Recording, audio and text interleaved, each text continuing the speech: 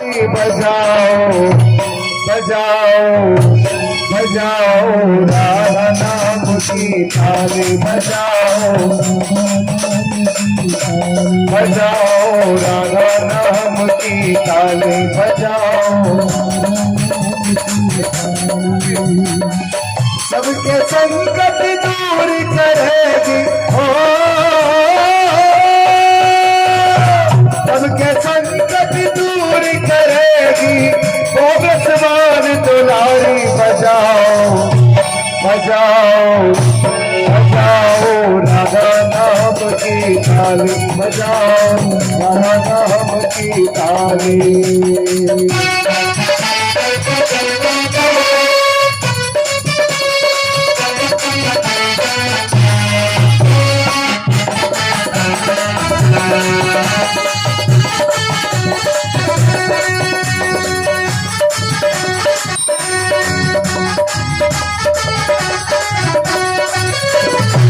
सृष्टि का आधार है राधा, जीवन का आधार है राधा, सृष्टि का आधार है राधा, जीवन का आधार है राधा। राधा नाम है जिसने साधा राधा, उसने भक्ति पाली। बजाओ बजाओ बजाओ राधा नाम की ताली बजाओ बजाओ राधा नाम की ताली बजाओ राधा नाम बजाओ राधा नाम की ताली बजाओ।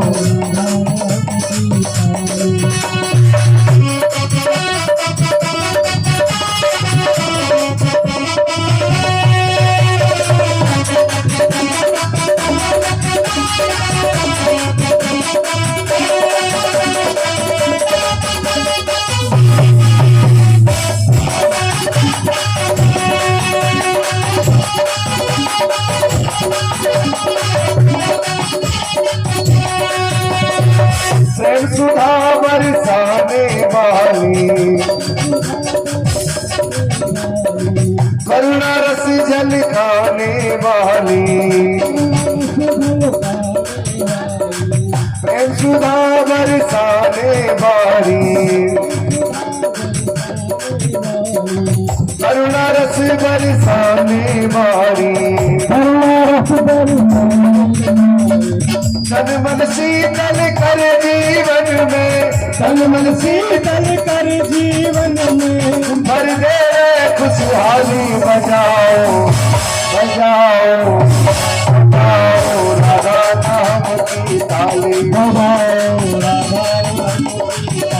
बजाओ राधा नाम की ताली ताली ताली ताली ताली ताली, कोई न जाए खाली। बजाओ बजाओ बजाओ राधा नाम की ताली बजाओ राधा हरि बोल बजाओ राधा नाम की ताली बजाओ राधा नाम की ताली। वृंदावन में अधेरा दे, वृंदावन में अधेरा दे, गंगा में अधेरा दे, त्रिपुरा में अधेरा दे, अधेरा दे, हाथ उठा के पानी में रखे अधेरा दे, अधेरा दे, अधेरा दे, अधेरा दे, अधेरा दे,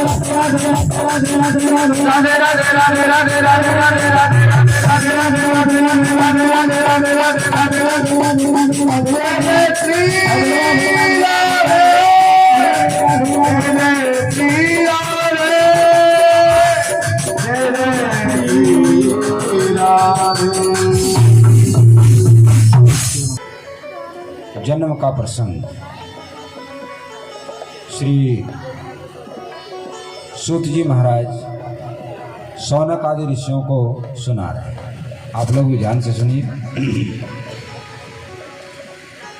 पांडव और कौरव, पांडव 5 भाई हैं, युधिष्ठिर, भीम, अर्जुन, नकुल, सहदेव। और कौरव है 100 भाई, जिसमें से दुर्योधन सबसे बड़े हैं। ये महाभारत क्या है? सत्य और असत्य के बीच युद्ध। लेकिन जहाँ धर्म है, जहाँ भगवान है, वहाँ पर जो है जीत होता है, विजय होती है। तो हमेशा पांडवों की विजय हुई। दुख तो उनको अनेक उठाने पड़े, लेकिन भगवान ने उनकी सहायता की। तो सत्य पे असत्य पे सत्य की विजय, इसी का नाम महाभारत है। दुर्योधन का विचार है कि मैं ही राजा बन जाऊं। अनेक उपाय किया उसने पांडवों को मारने के लिए। भीम बड़े बलशाली थे। दुर्योधन ने विचार किया यदि भीमसेन को मार दिया जाए तो काम हो जाएगा, फिर तो ये छोटे छोटे बलहीन लोग ये रह जाएंगे, इनको मारने में कठिनाई नहीं होगी। तो छल का आश्रय लिया। भीम जो है खूब चकाचक भोजन करते थे महाराज, खूब भोजन था उनका। एक बार बहुत बढ़िया खीर बनवाया, उसमें मेवा काजू किशमिश डाल करके बढ़िया रबड़ी जैसा बना दिया और बोले भैया भीम आज तुम्हारे लिए निमंत्रण है। तो भीमसेन तो भोजन का नाम सुनकर ही प्रसन्न हो जाते थे। तो भीमसेन पहुंच गए, खूब डट के खाया महाराज खीर, लेकिन खीर में जहर मिला दिया था, विष मिला दिया था। खाते ही खूब खाया, लेकिन बेहोश होकर के गिर गए। तो उसको रस्सी में बांध करके गंगा जी में बहा दिया। बहते बहते नागलोक में पहुंच गए। नागों ने देखा ये कौन आ गया यहाँ पर, तो नागों ने डसा, तो विष की दवाई विष है, तो उनका जो है विष उतर गया। जो नागों के राजा थे वो पांडवों के पिता पांडु के मित्र थे। पूछा कहाँ से आए हो, सारा पता बताया, पिता का नाम बताया। बोले अरे तो तुम्हारे पिता तो मेरे मित्र हैं। और वहाँ पर कुंड थे, रस के कुंड। बोले इस रस के कुंड को पियो, एक कुंड को पियोगे तो 1000 हाथी का बल मिलेगा। तो 20 कुंड पी गए, 20,000 हाथी का बल भीमसेन को प्राप्त। वहाँ से लौट आए। दुर्योधन ने देखा ये तो ज़्यादा ही बलशाली बन के आ गया। दूसरा उपाय रचा। एक बारणावत नाम का जगह था, वहाँ पर मेला लगता था। तो धृतराष्ट्र जो कौरवों के पिता थे, दुर्योधन के पिता थे, उससे कहा कि पिताजी ऐसा करो, इन 5 पांडवों को और उनकी माँ कुंती को मेला देखने के लिए भेज दो। और उसने वहाँ पर गुप्त षड्यंत्र किया कि पूर्णमासी के दिन एक लाक्षा घर बनाया। लाक्षा घर बोलते हैं जिससे चूड़ी बनती है। लाक्षा बहुत जल्दी आग पकड़ता है, तो भीतर भीतर तो लाक्षा भर दिया, ऊपर से बढ़िया प्लास्टर कर दिया इसमें, और आग लगा दिया जाएगा, जल के मर जाएंगे। लेकिन जो धृतराष्ट्र के छोटे भाई थे, पांडु से भी छोटे, तीसरे थे विदुर जी। विदुर जी बड़े धर्मात्मा थे, भगवान के भक्त थे और हस्तिनापुर के प्रधानमंत्री थे। उनको पता चल गया, तो उन्होंने गुप्त ऋषि से जाके पांडवों को सूचना दिया कि ऐसी ऐसी योजना है इन लोगों का। उसी मकान में से गुफा बनवा दिया अंदर ही अंदर बाहर निकलने का। और पूर्णिमा से एक दिन पहले ही भीमसेन जी ने उसमें आग लगा दी और सब लोग उस गुफा में से बाहर निकल गए। संजोग से 5 भील और एक भीलनी वहाँ पर रात में रुके थे। वो 5 भील और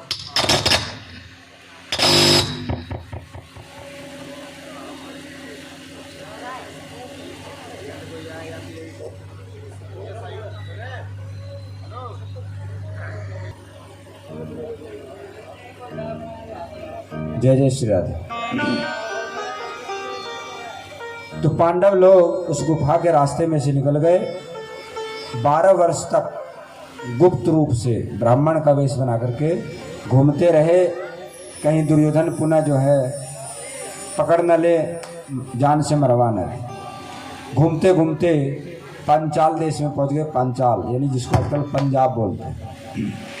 पंजाब में जाकर के वहाँ पर द्रौपदी जी को स्वयंवर हो रहा था। स्वयंवर में इस शर्त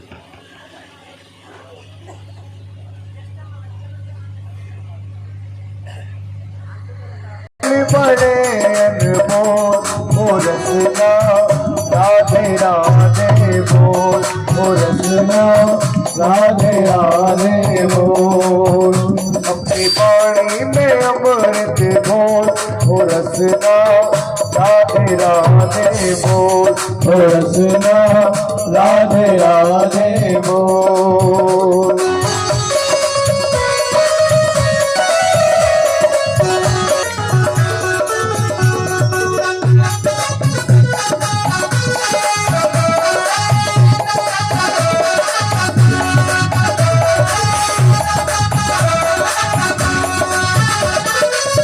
राधा जी बरसाने बारी राधा जी बरसाने बारी ओ राधा जी बरसाने बारी राधा जी बरसाने बारी ओ राधा जी रसभान दुलारी राधा जी रसवान दुलारी राधा जी रसभान दुलारी राधा जी रसवान राजू की सेवा के साथ दो अक्षर आधार जगत के दो अक्षर आधार जगत में दो अक्षर अनमोल ओ रसना राधे राधे बोलो रसना बड़ा बेटा राधे राधे बोल अपनी वाणी में अमृत घोल ओ रसना राधे राधे बोलो रसना राधे राधे बोल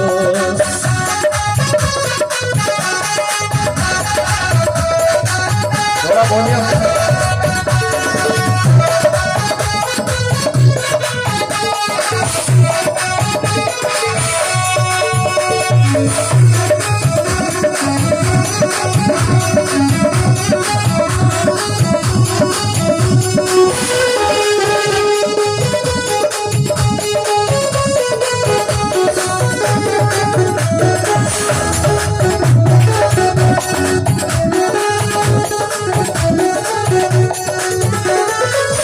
बिन राधा नहीं सजे बिहारी राधा नहीं सजे बिहारी बिन राधा नहीं सजे बिहारी बिन राधा नहीं सजे बिहारी बिन राधा नहीं मिले बनमारी बिन राधा नहीं बनमारी ओ बिन राधा नहीं मिले बनमारी बिन राधा नहीं मिले बनवारी इनके चरण पकड़ ले राधा इनके चरण पकड़ ले नादा भटक भटक ना हो रसना राधे राधे बोलो रसना राधे राधे ओ रसना राधे राधे बोलो रसना राधे राधे ओ पानी में अमृत घोल ओ रसना राधे राधे बोल ओ रसना राधे राधे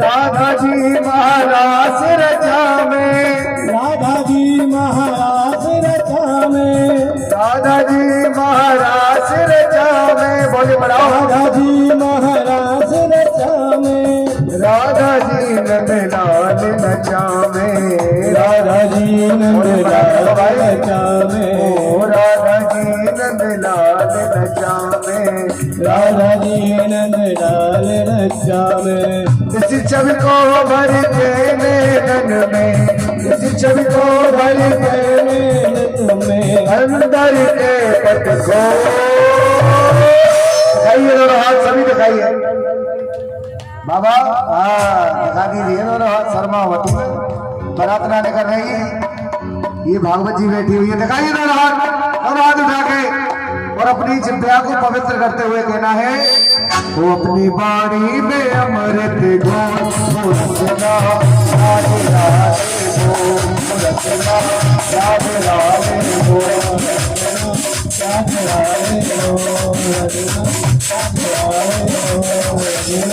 राधे राधे राधे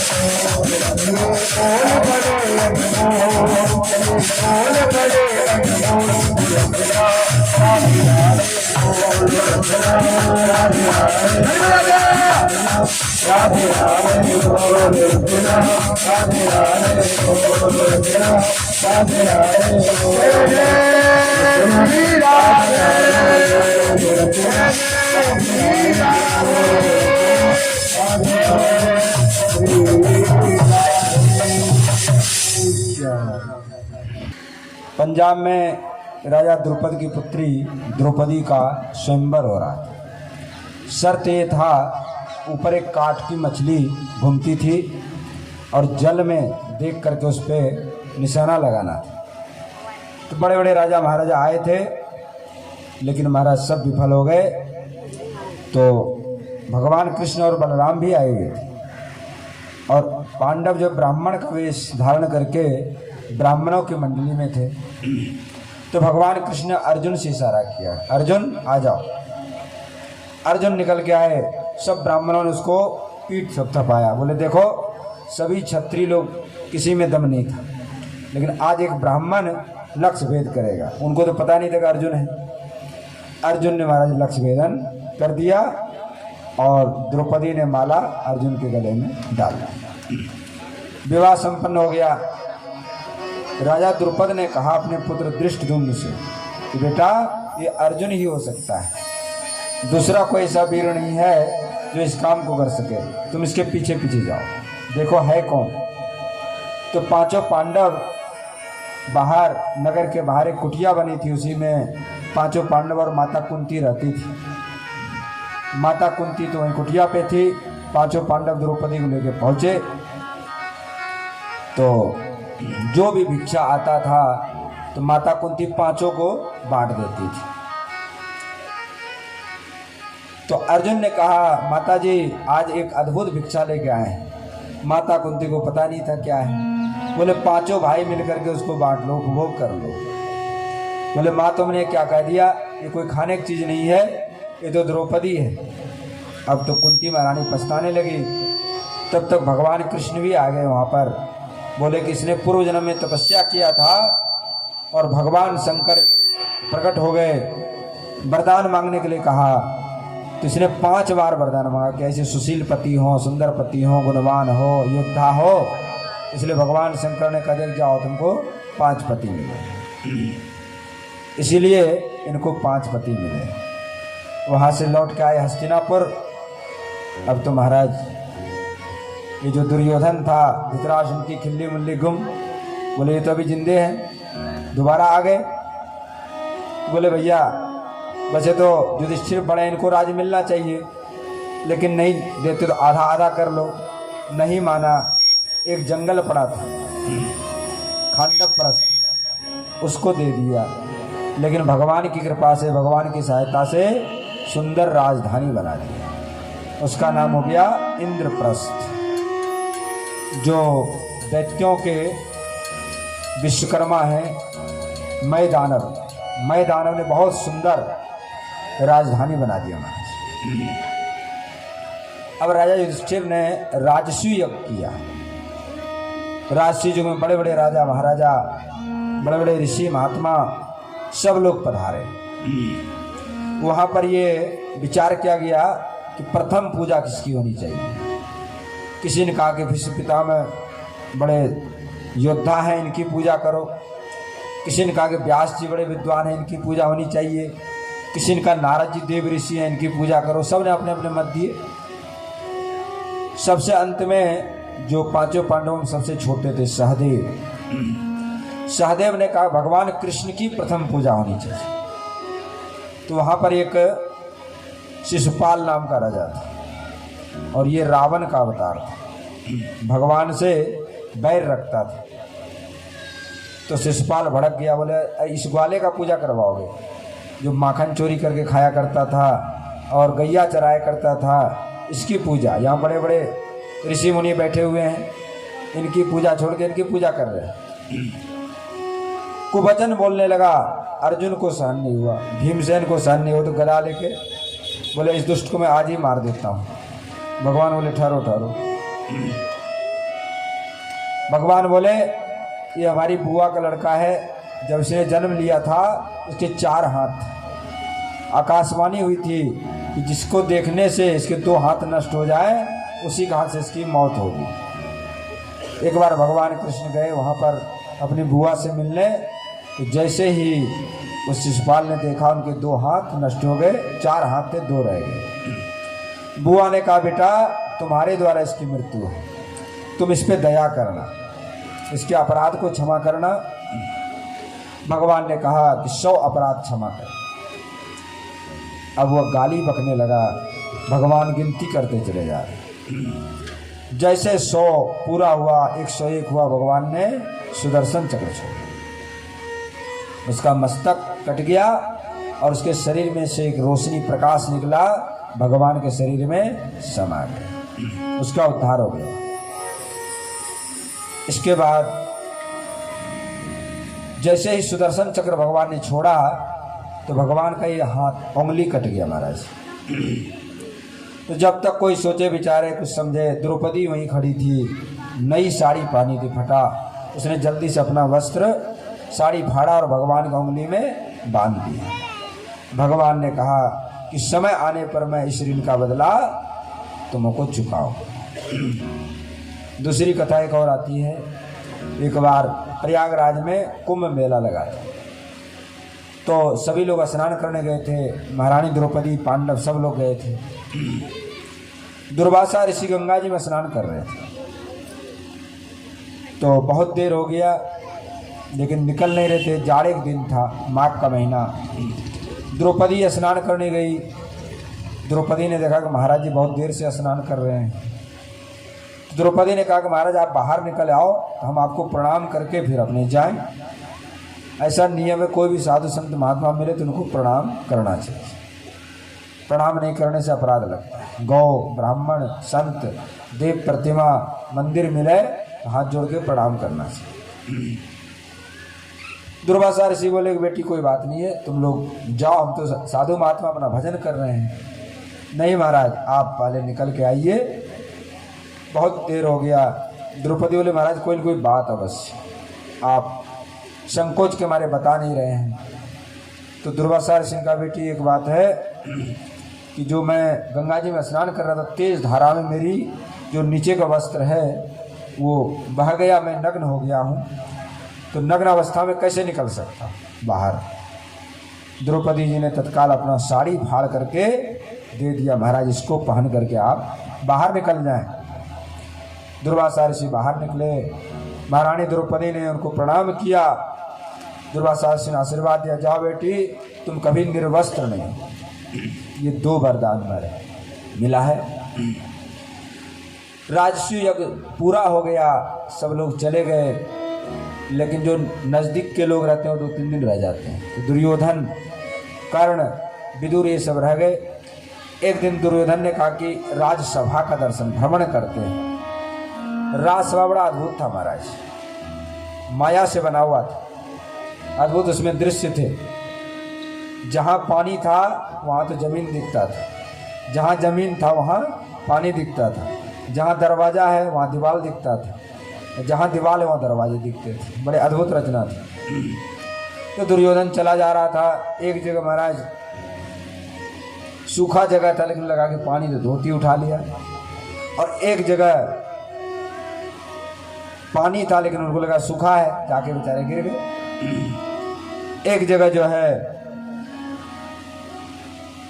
दीवार था लेकिन था वहाँ दरवाजा, और एक जगह जो है दरवाजा जैसा लग रहा था लेकिन दीवार वहाँ जाके टकरा गए। द्रौपदी महारानी ऊपर देख रही थी खड़ी होकर के। द्रौपदी ने कहा देखो अंधा का पुत्र अंधा ही, बस महाराज उसको तो बाण की तरह लग गया, चुभ गया। बोले ठीक है, अंधा का पुत्र मैं भी देख लूंगा।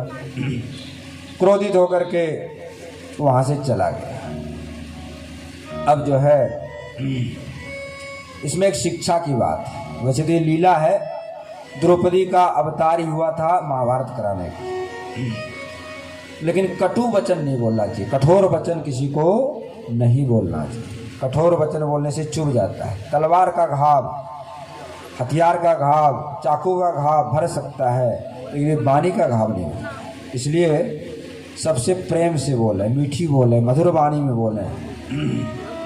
वाणी ऐसी बोलिए मन का आपा खोय, औरण को शीतल करे आपहु शीतल हो।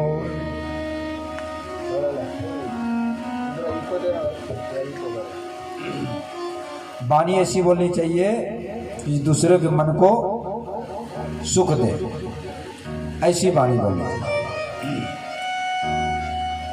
राज सुजग संपन्न हो गया, लेकिन दुर्योधन को बड़ा भारी दुख हुआ, भारी जलन पैदा हो गया।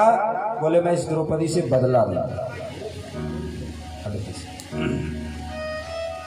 तो अपने पिता धृतराष्ट्र से कहा कि ये राजा युधिष्ठिर से कहो कि जुआ खेले मेरे साथ। महाराज धृतराष्ट्र ने समझाया, कह रहे भाई जुआ अच्छा काम नहीं है, देखो हम तुम दोनों हमारे बेटा हो, कोई न कोई तो हारेगा, दुख हमको होगा। लेकिन उसने कहा नहीं नहीं, या तो आप जुआ खिलवाओ नहीं तो मैं अपना प्राण त्याग दूंगा। तो धृतराष्ट्र का पुत्र में बड़ा आसक्ति था, मोह था, आँख से अंधा था और भीतर से भी अंधा था। उसने कहा ठीक है। तो राजा युधिष्ठिर को जुआ खेलने के लिए निमंत्रण दे दिया। तो राजा युधिष्ठिर जानते थे कि जुआ अच्छा काम नहीं है, लेकिन उनको ताऊ जी थे, पिता के स्थान पे थे, बोले पिता की आज्ञा मानना धर्म है, क्योंकि धर्मराज थे। तो आ गए। दुर्योधन ने अपनी ओर से शकुनी को रखा, जो उसका मामा था, आप लोग सब जानते हैं कथा। शकुनी बड़ा उसको जुआ सिद्ध था, जो भी पासा फेंके दुर्योधन के पक्ष में आता था। सारा राजपाट, सोना चांदी, गहना खजाना सब हार गया। बोले भैया अब तो सब हार गए। बोले अभी तुम 5 हो भैया, इनको भी दाव पे लगाओ। 5 को लगा दिया, वो भी हार गए। बोले भैया अब तो सब हार गए। बोले नहीं नहीं, अभी तुम्हारी रानी द्रौपदी है, उसको और दाव पे लगाओ। तो महारानी द्रौपदी को दाव पे लगा दिया, हार गए। अब दुर्योधन ने एक सेवक भेजा, बोले महारानी द्रौपदी इसको की सभा में आए। महारानी द्रौपदी ने मना कर दिया, बोले मैं रजस्वला हूँ, एक वस्त्र पहनी हूँ, इस अवस्था में राज्यसभा में नहीं जा सकता। दुशासन को भेजा, दुशासन को भी मना किया द्रौपदी ने, लेकिन दुशासन जबरदस्ती केस पकड़ करके घसीटते हुए राज्यसभा में गया। भीमसेन को बड़ा क्रोध आया।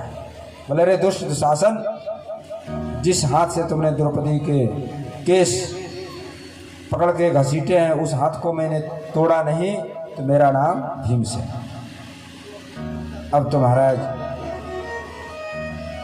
दुर्योधन कहने लगा ये 5 स्त्रियों को पति है, वैश्या के समान है, इसको नग्न करके मेरी जंघा पर बैठा। भीमसेन को रहा नहीं गया, उठ के खड़ा हो गया। बोले दुष्ट दुर्योधन, मैं तुम्हारे जंघा को तोड़ूंगा।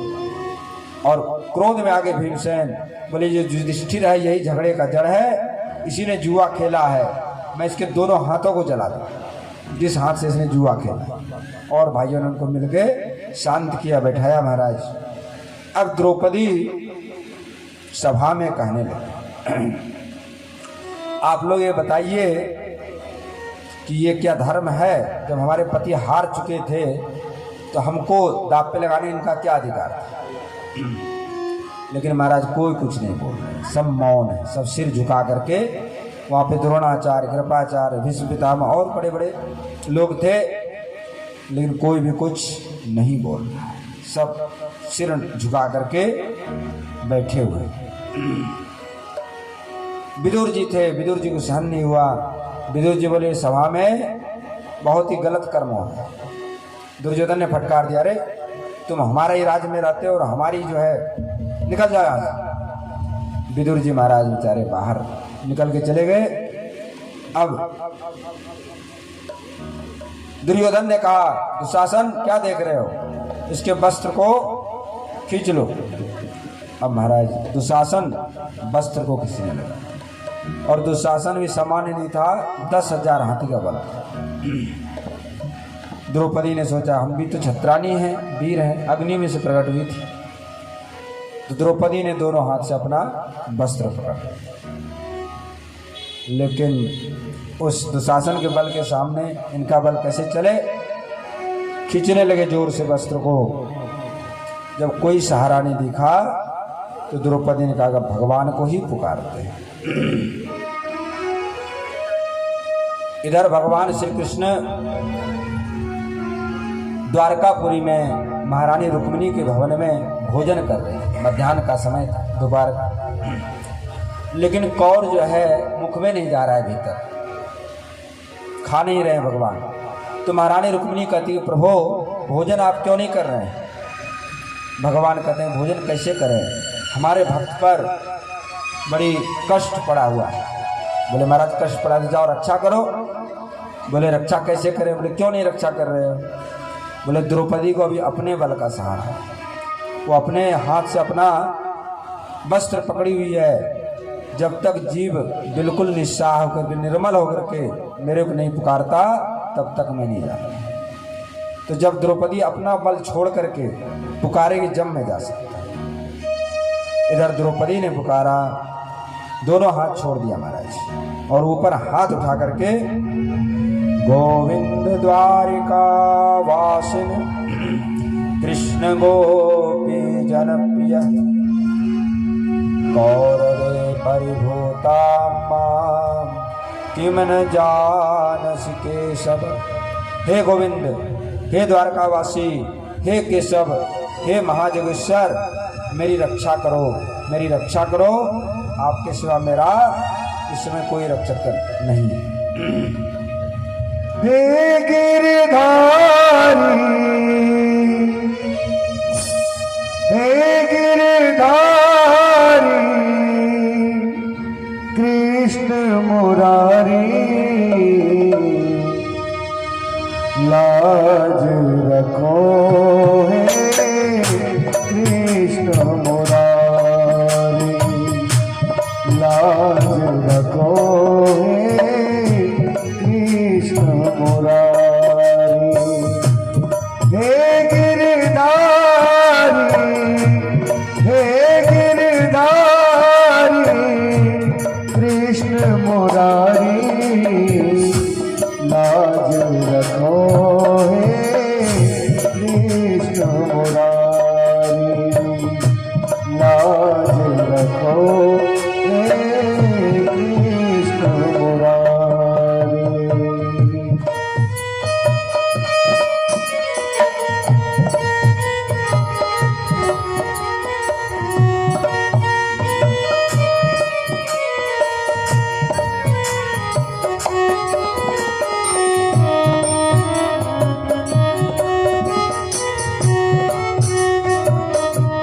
और कहने लगी द्रौपदी, कहता है खुद को बलशाली, कहता है खुद को बलशाली, कहता है खुद को बलशाली,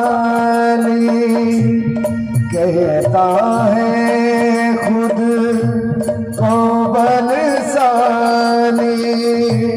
खींच रहा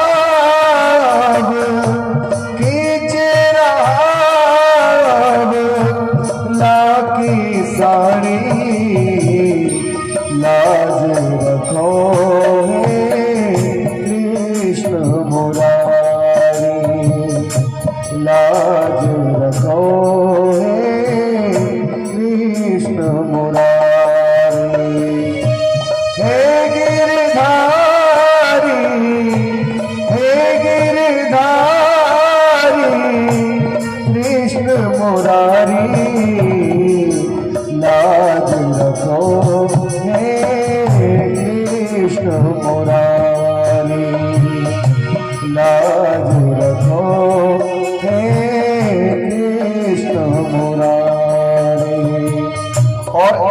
संसार में हम सभी द्रौपदी हैं, ये न समझे कि द्रौपदी ने ये भजन गाया।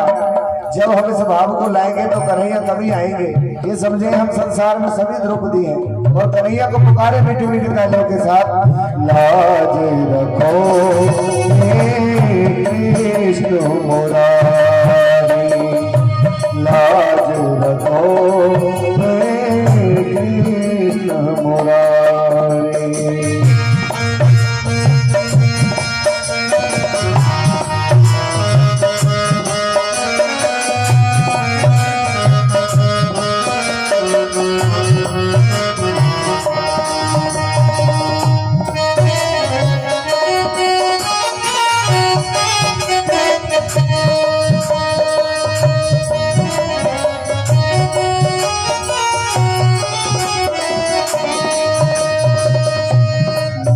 समझी थी एक है अंधा, मैं समझी थी एक है अंधा, मैं समझी थी एक है अंधा, मैं समझी एक है अंधा।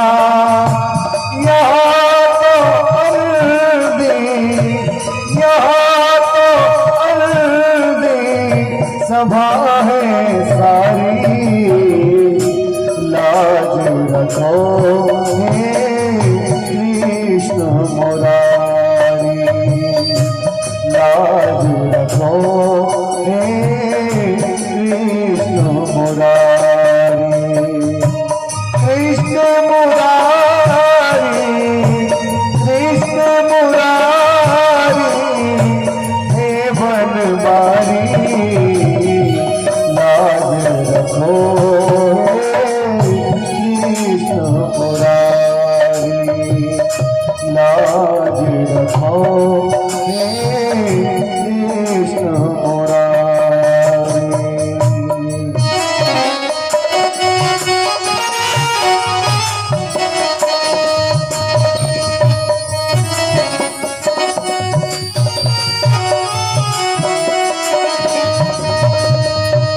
अब मैं आस करूं कहो किस पर, अब मैं आस कहो करूं किस पर, अब मैं आस करूं कहो किस पर, अब मैं आस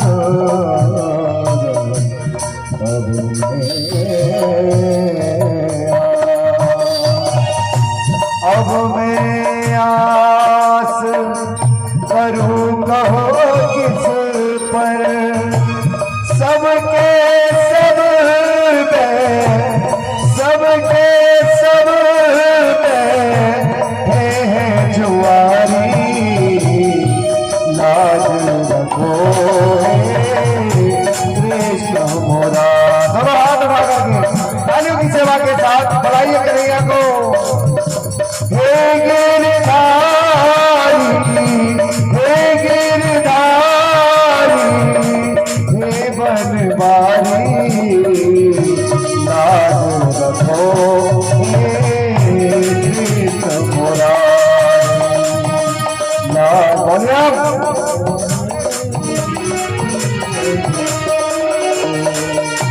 हे गिरधारी,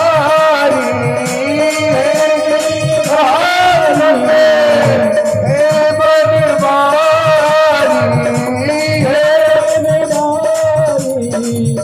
हे गिरधारी, लाज रखो हे कृष्ण मुरारी, लाज रखो कृष्ण मुरारी, लाज रखो, लाज रखो हे गिरधारी,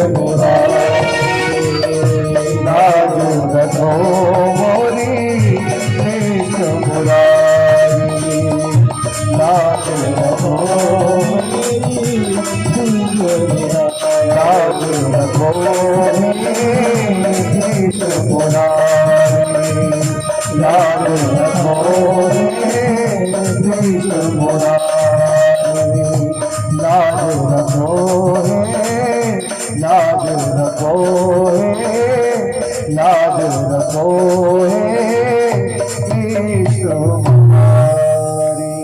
बोलो कृष्ण कन्हैया लाल की, बोलिए भागवत भगवान की।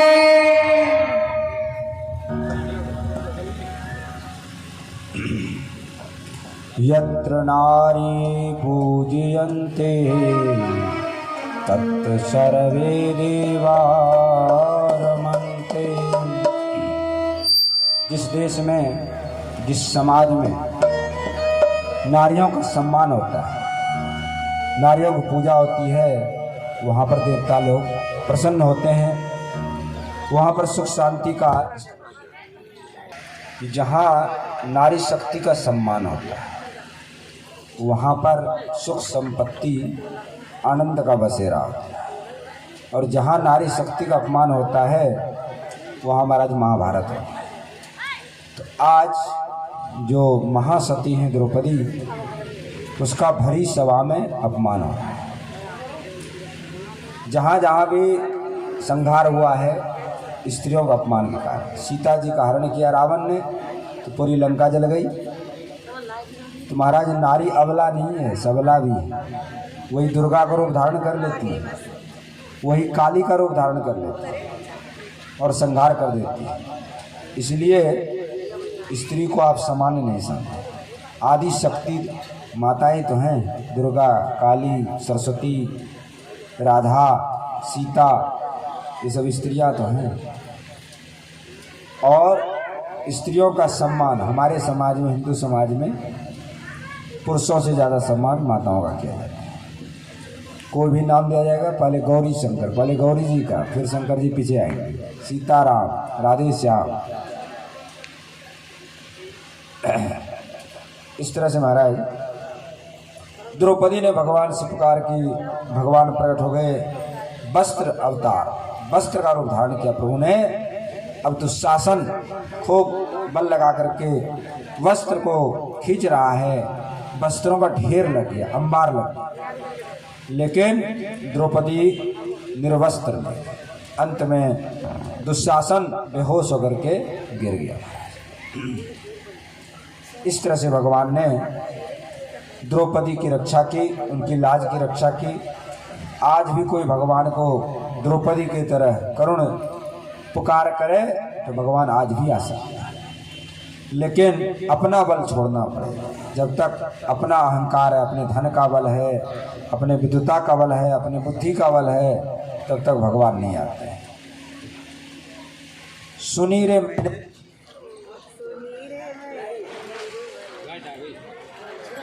तो भगवान निर्बल के बल हैं। द्रुपद सुता निर्बल भई जाछिन, तजी आए निज धाम।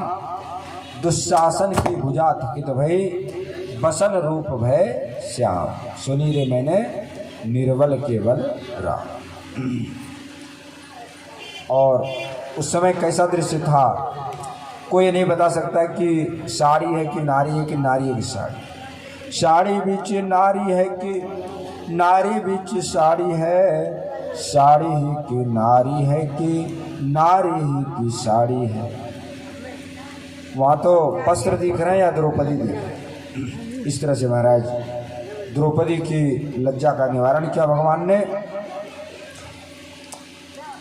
अब द्रौपदी ने कहा मैं इस सभा को श्राप दे दूंगी, जला करके भस्म कर दूंगी। तो गंधारी निकल के आई, उसने कहा क्षमा करो देवी। धृतराष्ट्र का अब भी चेत जाओ, नहीं तो सती के प्रभाव से सारा हस्तिनापुर जल के भस्म हो जाएगा। तब धृतराष्ट्र क्षमा मांगने लगे, बेटी क्षमा करो और तुमको जो चाहिए वरदान मांगो। तो सारा राजपाट सब कुछ वापस ले लिया। आधे रास्ते में गए, इधर दुर्योधन जिद पड़ गया धृतराष्ट्र से कि पुनः बुलाओ, फिर जुआ खेलो, नहीं तो मैं अपना प्राण दे दूँ। तो दोबारा बुलाया महाराज। इस बार शर्त लगा 12 वर्ष वनवास और 1 वर्ष अज्ञातवास।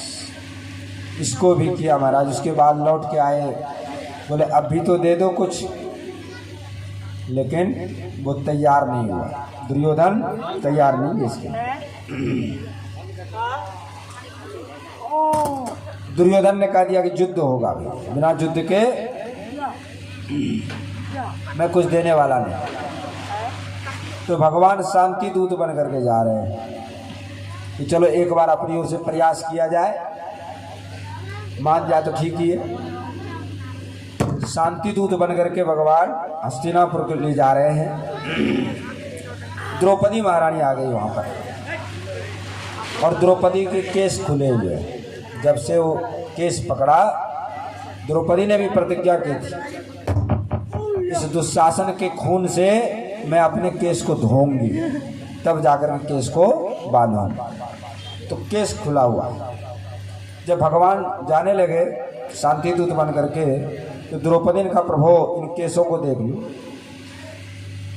ये केस दुशासन के खून से धोया जाएगा, और आप जा रहे हो शांति प्रस्ताव लेकर के, तो बिना युद्ध हुए कैसे काम। द्रौपदी कहते हैं ठीक है आप जा रहे हैं, लेकिन इन केसों को मत, यदि जाते हो तो जाओ, पर इनको न भूल जाना, कृष्णा के केस के सब इनको न भूल जाना।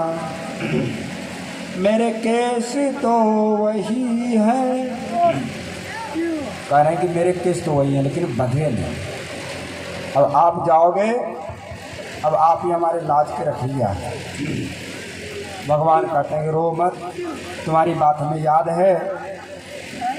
भगवान महाराज वहाँ से चल दिए। अब यहाँ हस्तिनापुरी को सजाया गया, क्योंकि भगवान रिश्तेदार थे ही दुर्योधन के। जो दुर्योधन की लड़की है लक्ष्मणा, उसका विवाह भगवान के पुत्र साम्य के साथ हुआ है। तो दामाद मतलब समधी हो गए, दुर्योधन के समधी है भगवान कृष्ण। तो हस्तिनापुर को सजाया गया है कि भगवान आ रहे हैं। बड़े बड़े ऋषि मुनि महात्मा सब वहाँ भीड़ इकट्ठी हुई, आज भगवान का दर्शन होगा। भगवान जो उपदेश करेंगे तो बड़ी भीड़ लग रही। विदुर जी प्रधानमंत्री हैं, उनकी पत्नी का नाम है विदुरानी। विदुरानी ने सुना कि भगवान आ रहे हैं, उनके मन में इच्छा हुई हम भी दर्शन करें। तो गंगा जी गई थी नहानी, दौड़ करके आई जहाँ पर भीड़ चल रही थी। विदुरानी भी खड़ी हो गई। भगवान ने इशारे से कह दिया कि काकी, विदुर जी पुत्र के रूप मानते थे भगवान को, तो विदुरानी के भी काकी कहते थे, काका काकी कहते थे भगवान कृष्ण।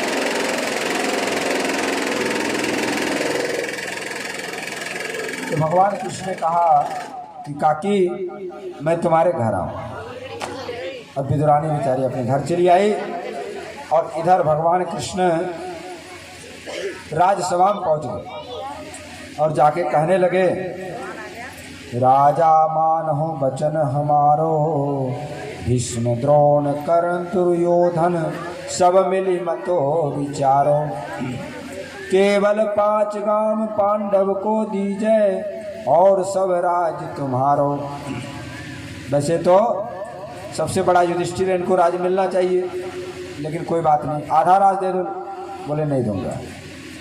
भगवान बोले कोई बात नहीं, 5 गांव दे दो, 5 गांव से ही पांडव संतुष्ट हो जाएंगे। लेकिन दुर्योधन ने क्या कहा, भूमिन दह्यो सुई की नोक, रण संग्राम विचारो, क्षत्रिय कुल की यही धर्म है, कोई जीते कोई हारो। दुर्योधन ने कहा बिना युद्ध के एक सुई के जो नोक होता है उतना भी जमीन नहीं दूंगा। तो भगवान बोले तुम्हें पता है ये युद्ध हो जाएगा, और युद्ध में किसी को लाभ नहीं, हजारों लाखों लोग मर जाएंगे, इससे तुमको क्या सुख मिलेगा। लेकिन दुर्योधन बड़ा दुष्ट था, उसने कहा कि इस ग्वाले को बंदी बना लो, यही जड़ है झगड़े का, ये नहीं रहेगा हम लोग आसानी से पांडवों को जीत लेंगे। तो भगवान को बंदी बनाने के लिए जैसे सैनिक लोग दौड़े, भगवान ने विराट रूप का दर्शन कराया। महाराज सब लोग अचंभे में रह गए। भगवान ने शक्ति का प्रदर्शन किया। अब भगवान के स्वागत के लिए 56 भोग की व्यवस्था की गई थी। दुशासन का महल सबसे सुंदर था वहाँ पर, लेकिन भगवान बोले भैया मैं तुम्हारे यहाँ भोजन नहीं करूँगा। भोजन 2 जगह किया जाता है। दुविध भोजन करिए राजन, विपत्ति पड़ी की प्रीति, तेरी प्रीति न मोर आपदा, यह बड़ी विपरीति। 2 जगह, या तो विपरीत परिस्थिति हो, संकट का समय हो, नहीं मिल रहा भोजन, कर लेना चाहिए, अथवा कहीं प्रेम हो, तो न तो हमारे ऊपर कोई विपत्ति है न तुमसे प्रेम है, इसलिए तुम्हारे यहाँ भोजन नहीं करें। भगवान वहाँ से चल दिए। बोले कहाँ भोजन करें? बोले विदुर जी क्या करें। ऊंचे महल कौन काम के, कंचन कलश चढ़ाए, भक्त भवन हम जो बसत हैं, यद्यपि तृण कर छाए। यदि भक्त हो तो क्या रूखा सूखा भी मिल जाता है तो मैं उसको खा लेता हूँ, और कोई 56 भोग भी लगाता हो लेकिन भाव नहीं हो, प्रेम नहीं हो, तो मैं भोग नहीं लगाता। तो विदुर जी के घर की ओर चल दिए। विदुर जी वहीं गए हुए थे राजसभा में, उधर से लौट रहे थे, विलम्ब हो रहा था। विदुरानी जी घर में थे। विदुरानी जी ने विचार किया भगवान आ जाएंगे, भगवान को क्या खिलाऊं। बोले भगवान आ रहे होंगे, चलो स्नान कर लेते हैं पहले, फिर देखते हैं कोई व्यवस्था करेंगे। स्नान कर रही थी, इसी समय भगवान ने दरवाजा खटखटा दिया। काकी काकी ओ काकी, बड़ा मधुर स्वर भगवान का कान में पहुंचा। महाराज अमृत के समान उस स्वर को सुन करके विदुरानी तो पागल सी हो गई, नाचने लगी। उसको होश ही नहीं रहा कि मैं नहा रही हूँ, क्या कर रही हूँ। गीले वस्त्र पहन करके बाहर आ गई और दरवाज़ा खोल दिया। भगवान ने देखा तो प्रेम में पागल हो रही है। भगवान ने अपना पीताम्बर ओढ़ाया, फिर हाथ पकड़ करके भीतर ले गए और एक पीड़ा था हमारे, उल्टा पीड़ा करके उसमें बैठा दिया ठाकुर जी को। भगवान तो प्रेम के बसीबूत में बैठ गए। भगवान बोले काकी द्वारकापुरी से आया हूँ, सुबह से कुछ खाया पिया नहीं, बड़ी जोर से भूख लग रही।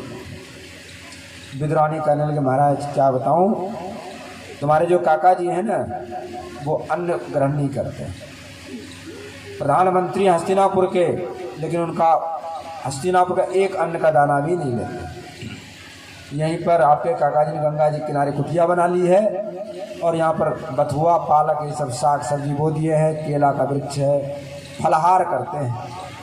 आपको तो बथुआ हुआ है खेत में, बथुआ ले आऊँ। ठाकुर जी बोले बथुआ लाने में तो देर लगेगा, तुम खोटोगी, लाओगी, बनाओगी, हमको तो बड़ी भूख लग रही है। विदुरानी ने कहा हाँ हाँ काका जी ने केला ला के रखा है, आपको केला खिला। बोले हाँ लाओ लाओ केला लाओ। अब विदुरानी केला ले आई और महाराज छीलने लगी। प्रेम में होश ही नहीं है, छिलका तो भगवान को दे रही है और गूदा फेंक रही। भगवान भी बड़े प्रेम से खाए चले जा रहे हैं। जब तक महाराज विदुर जी आ गए। विदुर जी ने देखा, पहले तो बहुत देर तक देखते रहे क्या लीला चल रही। भगवान भी छिलका खा रहे हैं और विदुरानी छिलका दे रही, गूदा फेंक रही। बहुत देर हो गया। विदुर जी बोले, विदुर जी ने जाके विदुरानी को बोला अरे क्या कर रही हो, प्रभु को छिलका खिला रही हो। तब जाकर होश आया, अरे क्षमा मांगने लगे, प्रभु क्षमा करें, मेरा बहुत बड़ा अपराध हो गया, मेरे को ध्यान ही नहीं रहा, आपको छिलका खिला रही थी। प्रभु आप ही बता देते, हमको तो ध्यान नहीं था, लेकिन आपको तो बताना चाहिए, ये गुदा तुम फेंक रही हो, छिलका दे रही। भगवान बोले जैसे आपको होश नहीं था वैसे हमको भी होश नहीं, हम भी भूल गए थे। अब विदुर जी महाराज केला ले आए और गूदा देने लगे। भगवान बोले विदुर जी काका जी वो स्वाद नहीं आ रहा, जो स्वाद काकी के छिलका में आ रहा था वो स्वाद इसमें नहीं आ रहा। आज हरि आए विदुर घर पाहुना, विदुर नहीं घर में थी विदुरानी, आवत देखे सारंग पानी। फूली दे नहीं आवे चिंता, भोजन कहाँ जिमावना, आज हरि आए विदुर घर पाऊँ। विदुरानी सोच रही क्या जिमाऊँ। केला बहुत प्रेम से लाई, गिरी गिरी सब देत गिराई, छिलका देत श्याम मुख माई, लागे परम सुहावना, आज हरि आए विदुर घर पाऊँ। केला का छिलका दे रही हूँ। इतने माही विदुर जी आए, विदुर जी आ गए, खोटे खारे वचन सुनाए, छिलका देत कृष्ण मुख माही, कहाँ गमाई तेरी भावना, आज हरि आए विदुर घर पर। विदुर जी कहने लगा रही तुम होश में नहीं हो, प्रभु को छिलका खिला रही। तो भगवान प्रेम के भूखे हैं महाराज, भक्ति के बस में हो जाते हैं। भगवान को एक पत्ता तुलसी जी चढ़ा दो, एक लोटा जल चढ़ा दो, एक फल चढ़ा दो, उसी से भगवान प्रसन्न हो जाते हैं, यदि भाव से। तो भगवान भाव के भूखे हैं, प्रेम के भूखे हैं। इसलिए हम लोगों को भी चाहिए कि कोई भी काम करो, पूजा करो, पाठ करो, दान करो, व्रत करो, भागवत कथा आयोजन करो, कुछ भी करो तो सब भाव से करो तो फलीभूत होगा।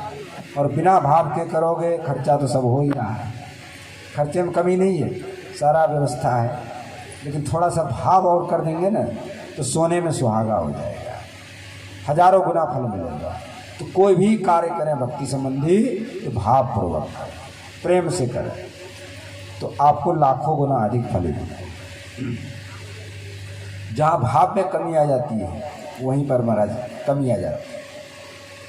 नहीं तो भगवान के दरबार में कमी नहीं है। भगवान कहते हैं कि कोई एक पग मेरी ओर चलता है तो मैं उसकी ओर 1000 पग आता हूँ।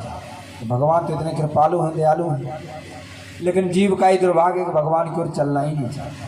संसारी माया जाल में इतना फंसा हुआ है कि भगवान को भूल जाता है। कल मैंने बताया था ना कि गाड़ी के 2 पहिए हैं, एक संसार है, एक भगवान है। यदि दोनों पहिया ठीक ठीक चलेगा तो गाड़ी चलती रहेगी, और एक पहिया में कमी आ गई तो गाड़ी एक्सीडेंट हो जाएगा। इसलिए संसार व्यवहार भी करते रहो और भगवान को भी ना भूलो, दोनों काम साथ साथ चलना चाहिए। भगवान की भक्ति भी करते रहे और संसार का काम भी करते रहे, मना किसी का नहीं। तो हम लोगों को चाहिए कि भाव से भगवान की भक्ति करें, और हर घर में भगवान की पूजा होनी चाहिए। सब लोग अपने अपने घर में ठाकुर जी जरूर रखें, लड्डू गोपाल जी रख लें या ठाकुर जी चित्र रख लें, कुछ ना कुछ रखें जो जिसके इष्ट हैं। कोई शंकर भगवान के भक्त हैं, शंकर भगवान को रखो, विष्णु भगवान के भक्त हैं तो विष्णु भगवान को रखो, जो जिसके भक्त। कहा गया कि जिस घर में भगवान की पूजा पाठ नहीं होती, भगवान की मूर्ति नहीं, तो श्मशान है महाराज, वहाँ पर भूत प्रेतों का डेरा हो जाता है। फिर अनेक संकट आएंगे, रोग आएंगे, कष्ट आएंगे, परेशानी रहेगी। और जिस घर में ठाकुर जी बैठे हैं, मालिक बैठे हैं, स्वयं भगवान बैठे हैं, फिर वहाँ क्यों आएगा कष्ट दुख, वहाँ नहीं आ सकता। तो भगवान की स्थापना करें अपने अपने घरों में। आँख की शोभा किसमें है? भगवान का दर्शन करने में। कान का शोभा है भगवान का चरित्र कथा सुनने में। जीव का सुंदरता क्या है, शोभा क्या है? भगवान का भजन करने में, नाम लेने में, कीर्तन करने में। मस्तक की शोभा है भगवान के चरणों में, संतों के चरणों में, गौ के चरणों में, देव प्रतिमा के चरणों में झुकने में। और ठाकुर जी की सेवा अपने हाथ से करना है। लोग क्या करते हैं आजकल, हम लोग तो एसी में बैठे हैं, कूलर में, ठाकुर जी की अलमारी में बैठा देते हैं, 4 चिनौरी भोग लगा दिए और अगरबत्ती दिखाई, जय श्री राम, बस हो गया हमारा, अब बैठे रहो आराम से। तो ठाकुर जी कहते ठीक है बेटा, तुम ऐसी मेरी पूजा करो तो हम भी तुम्हारी ऐसी पूजा करेंगे। तो ठाकुर जी को अपने से ज़्यादा महाराज, यदि हम एसी में रह रहे हैं कूलर में, तो ठाकुर जी को भी एसी कूलर में रखें, क्योंकि ठाकुर जी हमसे बड़े हैं। इस भाव से यदि आप सेवा करेंगे, पूजा करेंगे, तो आज भी चमत्कार हो सकता है महाराज। तो पवित्रता से रसोई पवित्रता से करना चाहिए, क्योंकि रसोई घर में अन्नपूर्णा जी का निवास। आजकल लोग जो है चप्पल पहन के रसोई बनाते हैं, ठीक नहीं। शुद्धता से भोजन बनाएंगे और ठाकुर जी भोग लगा के पाएंगे तो आपका मन शुद्ध हो जाएगा, आपके घर में लक्ष्मी जी का निवास होगा। और अशुद्धता से करेंगे तो फिर वो भूत प्रेत निवास करेंगे आगे।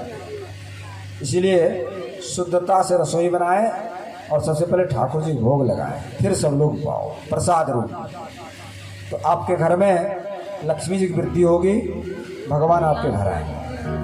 भगवान कहते हैं मैं तो भाव का भूखा, पत्रम पुष्पम फलम तोयम यो मे भक्त्या प्रयच्छति तदहं भक्ति प्रीतमश्नामि प्रियतात्मनः। तो भगवान है भाव के, भाव का भूखा हूँ मैं, भाव ही बस सारी है। भाव से मुझको भजे तो भव से बेड़ा पार है। भाव बिना आता नहीं, भाव मुझको चाहिए। भावना से जो भजे मैं कभी जाता नहीं। और कैसे बनाए फिर कन्हैया को? मेरे घर आना सांवरिया, तुम्हें जाने न दूंगी। मेरे घर आना सांवरिया, तुम्हें जाने न दूंगी। जाने न दूंगी कहीं, जाने न दूंगी। जाने न दूंगी कहीं, जाने जाने न दूंगी कहीं, जाने न दूंगी। जाने न दूंगी कहीं, जाने न दूंगी। हाँ मेरे घर आना सांवरिया, तुम्हें जाने न दूंगी।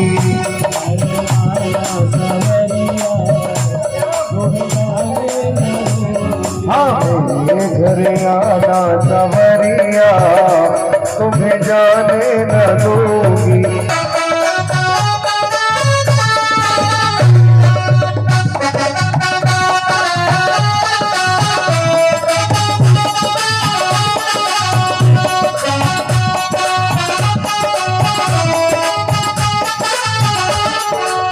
मेरे घर आओगे तो माखन खिलाऊंगी। मेरे घर आओगे तो माखन खिलाऊंगी। मेरे घर आओगे तो माखन खिलाऊंगी। मेरे घर आओगे तो माखन खिलाऊंगी। और बजा ले बोलूंगी बंसुरिया, तुम्हें जाने न दूंगी। मेरे घर आना सांवरिया, तुम्हें जाने न दूंगी। जाने न दूंगी कहीं, जाने न दूंगी। मेरे घर आना सांवरिया, तुम्हें जाने न दूंगी। मेरे घर आना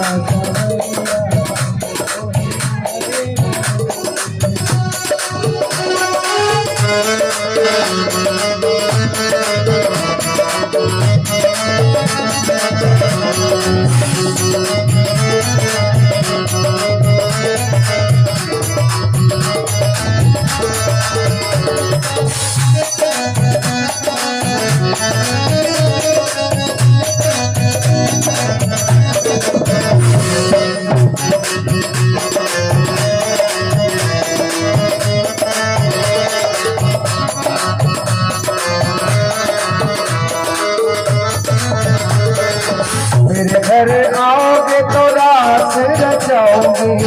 मेरे घर आओगे तो रास रचाओगे। मेरे घर आओगे तो रास रचाओगे। ओ रास रचाओ काना तुमको नचाओ। रास रचाओ मेरे घर आओगे तो रास रचाओगी। और चाहूंगी पकड़ हो गैया,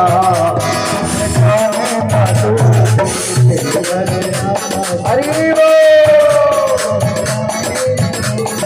जाने न दूंगी कहीं जाने न दूंगी। हाँ जाने न दूंगी, कहीं जाने न दूंगी, जाने न दूंगी। हाँ तेरे घर आना सावरिया, तुम्हें जाने न दूंगी। घर आना सावरिया, थोड़ा आवाज बढ़ा दो भैया।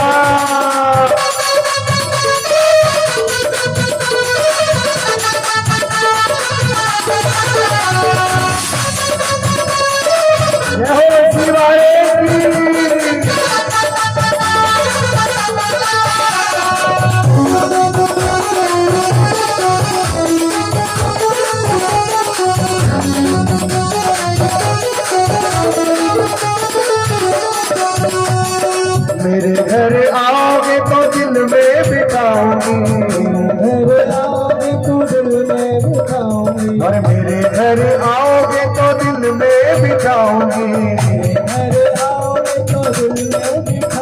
लगा दिल में बिताऊं, तुझे दिल में बिताऊंगी। मेरे घर आओगे तो दिल में बिताऊंगी। और बंद कर लूंगी अपनी नजरिया, तुम्हें जाने न दूंगी। घर आना, थोड़ी आवाज बढ़ा भैया। मेरे घर आना सवरिया, तुम्हें जाने न दूंगी। घर आना सवरिया, तुम्हें जाने न दूंगी।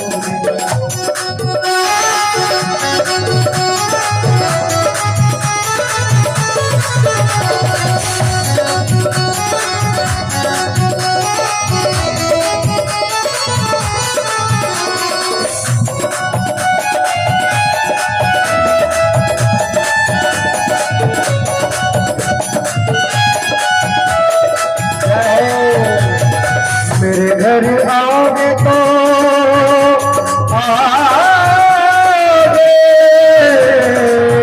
मेरे घर आओगे। मेरे घर आओगे तो होली खिलाऊंगी। अरे होली खिलाऊं, लाला खाद उड़ाऊंगी। होली खिलाऊं, मेरे घर आओगे तो होली खिलाऊंगी। ओ रंगे रंग डालूंगी मैं तो केसरिया, तुम्हें जाने न दूंगी। तालियों की सेवा देते हैं। जाने न दूंगी, कहीं जाने न दूंगी, जाने न दूंगी। अरे मेरे घर आना सावरिया, हमें जाने न दूंगी। मेरे घर आना सावरिया, हमें जाने न दूंगी।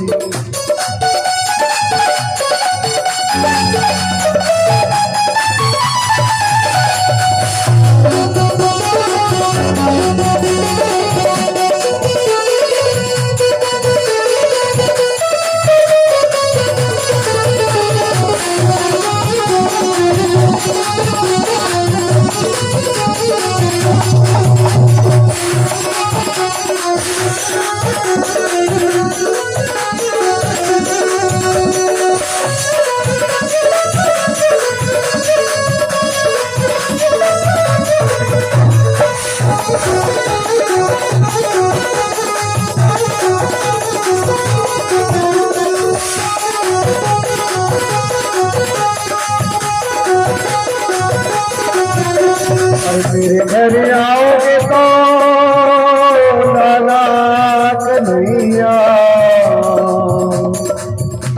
अरे मेरे घर आओगे तो सखियों को बुलाओगे। मेरे घर आओगे तो सखियों को बुलाओगे। अरे सखियों को बुलाओ, लाला गोपी को बुलाओ। सखियों को बुलाओ, लाला गोपी को बुलाओ। मेरे घर आओगे तो सखियों को बुलाओगी। मेरे आओगे तो सखियों को बुलाओ। सखियों को बुलाओ, लाला सखियों को बुलाओगी। सखियों को बुलाओ, लाला सखियों आके न जाना सवरिया तुम्हें जाने न दूंगी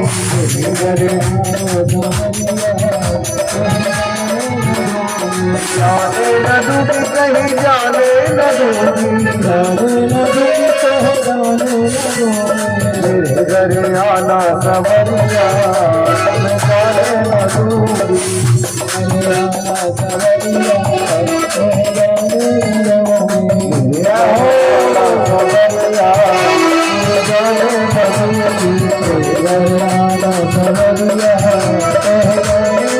वो तो है जाने न दूंगी वो तो है जाने न दूंगी वो तो है जाने न दूंगी वो तो है जाने न दूंगी वो तो है जाने न दूंगी हरिलाल की जय जय श्री राधे जय जय श्री राधे जय जय श्री राधे।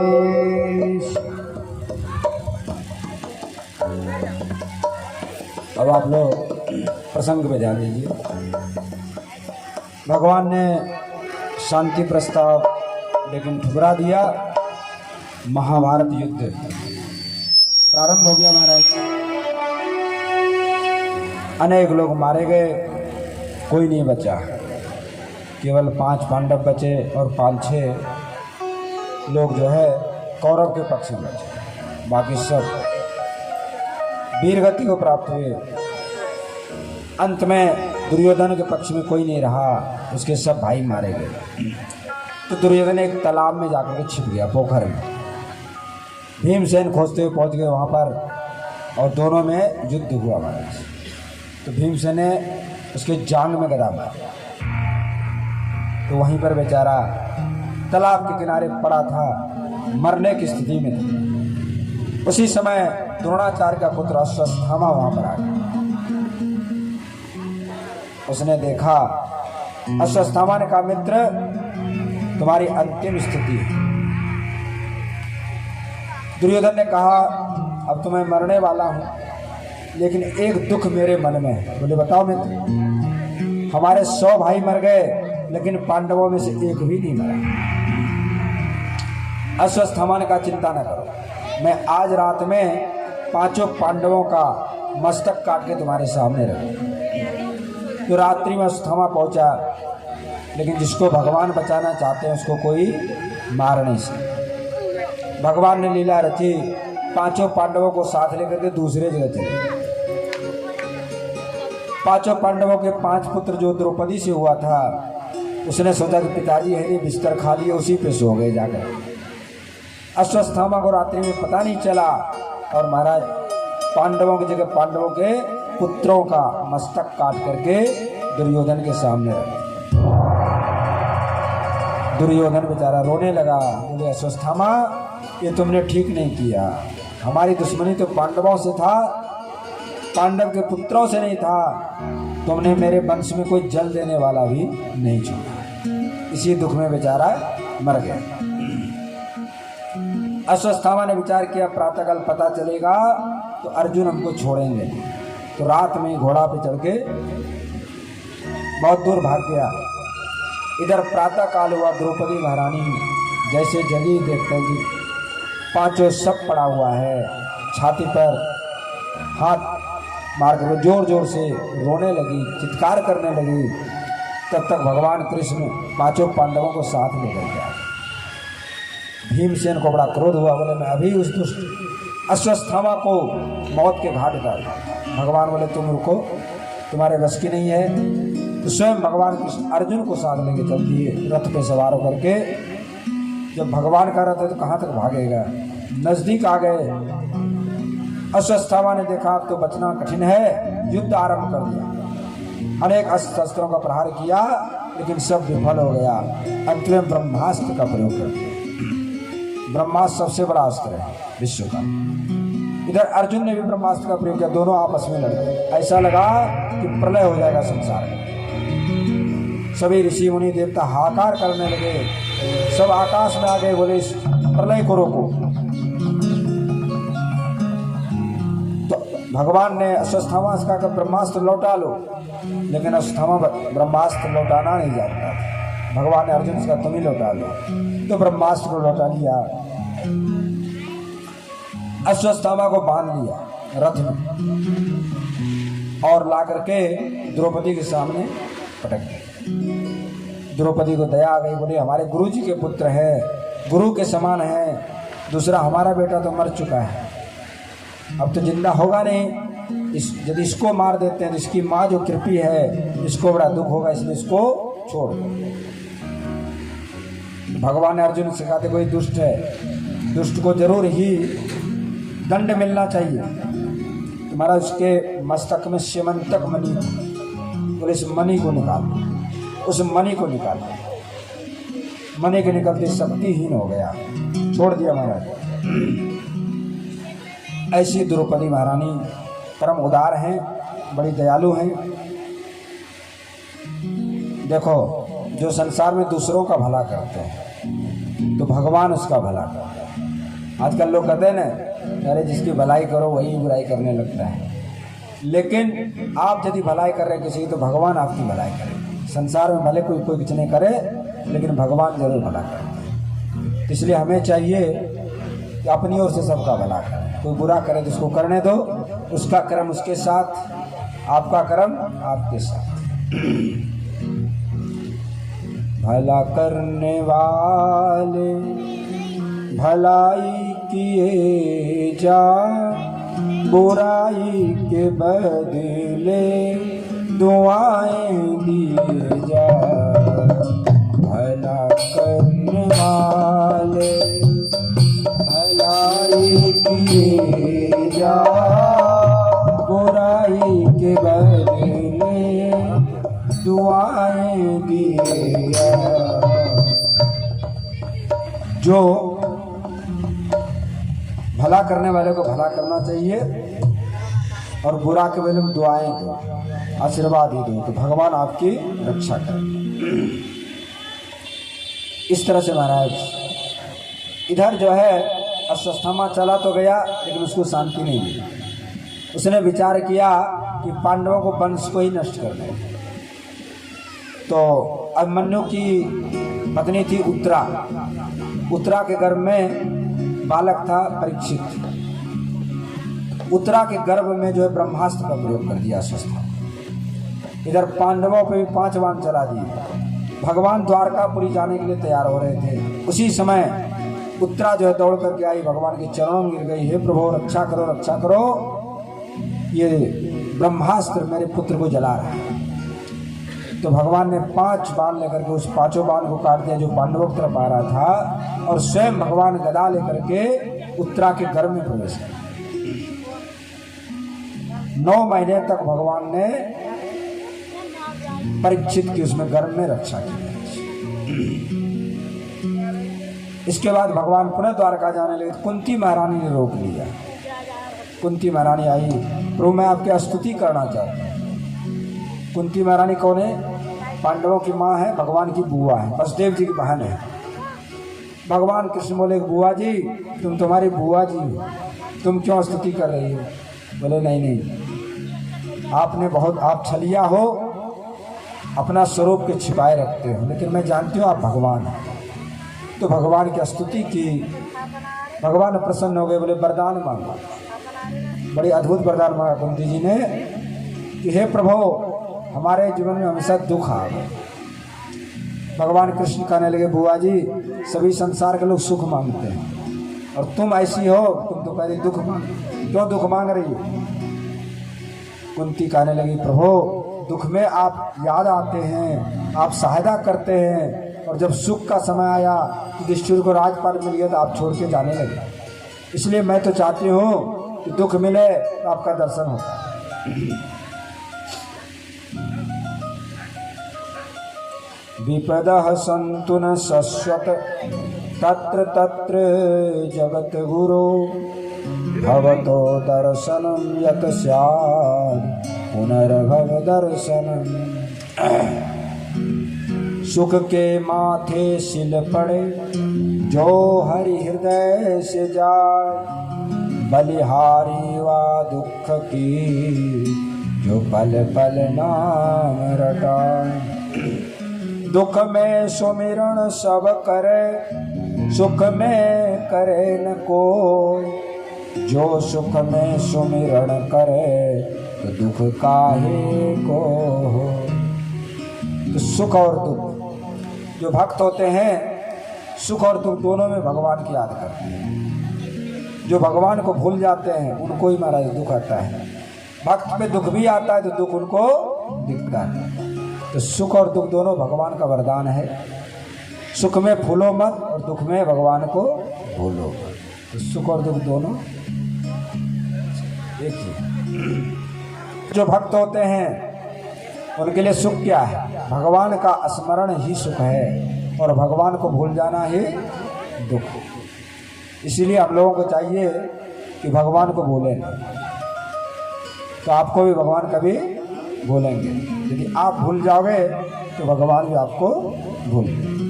इस तरह से महाराज कुंती महारानी को भक्ति का वरदान दिया। उसके बाद कुंती महारानी ने रोक लिया, कुछ दिनों तक जाने लगे। फिर द्रौपदी ने रोक लिया, फिर अर्जुन ने रोक लिया। भगवान प्रेम के बंधन में बंध करके रुक जाते हैं। अंत में युधिष्ठिर महाराज ने रोक। युधिष्ठिर महाराज बड़े दुखी रहते हैं। बोले हमारे द्वारा हजारों लोगों का संहार हो गया, ऐसे राज्य से क्या लाभ? पश्चाताप होता है। तो भगवान बोले एक काम करो, भीष्म पितामह उत्तरायण का समय आ गया है, उनका शरीर छोड़ने का समय आ चुका है, चलो हम लोग भीष्म पितामह का दर्शन करें। सभी लोग वहाँ पर पहुँचे हैं। भीष्म पितामह ने ज्ञान का उपदेश दिया है युधिष्ठिर महाराज को और कहने लगे युधिष्ठिर, यदि दुर्योधन जीवित रहता एक नहीं हजारों द्रौपदी लग जा समाप्त हो जाए। इसलिए दुष्ट आतताई का नाश होना आवश्यक है। तो तुमने दुर्योधन का नाश करके बहुत अच्छा है। ज्ञान का उपदेश करने लगे कि दान सबसे बड़ा धर्म है, दान सबको करना चाहिए। और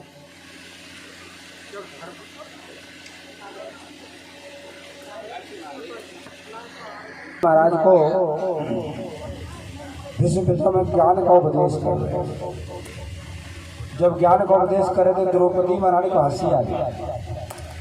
भीष्म पितामह ने कहा बेटी ये राज सब लोग बड़े बड़े अच्छे अच्छे लोग बैठे हैं, यहाँ पे सभा है और इस तरह से सब स्त्री को हंसना ठीक नहीं, तो तुम क्यों हंस रही हो? द्रौपदी का पितामह मुझे इस बात पे हंसी आई, इस समय तो बड़ी बड़ी ज्ञान की बात कर रहे हैं। जब मेरा वस्त्र हरण हो रहा था उसमें आपका ज्ञान कहाँ चला गया? यदि आप चाहते खड़े हो जाते सभा में, किसी को मजाल था जो हमारी ओर आंख उठा के भी देख सकता, उस समय आपका ज्ञान कहाँ गया? भीष्म पितामह रोने लगे। वीर पुरुष से कभी रोए नहीं जीवन में, आज आंखों से आंसू बहे। बोले बेटी मैंने उस दुष्ट दुर्योधन का अन्न खाया, उससे मेरी बुद्धि दूषित हो गई थी, इसलिए मैं उस समय धर्म क्या है अधर्म क्या है इस विवेक से शून्य हो गया।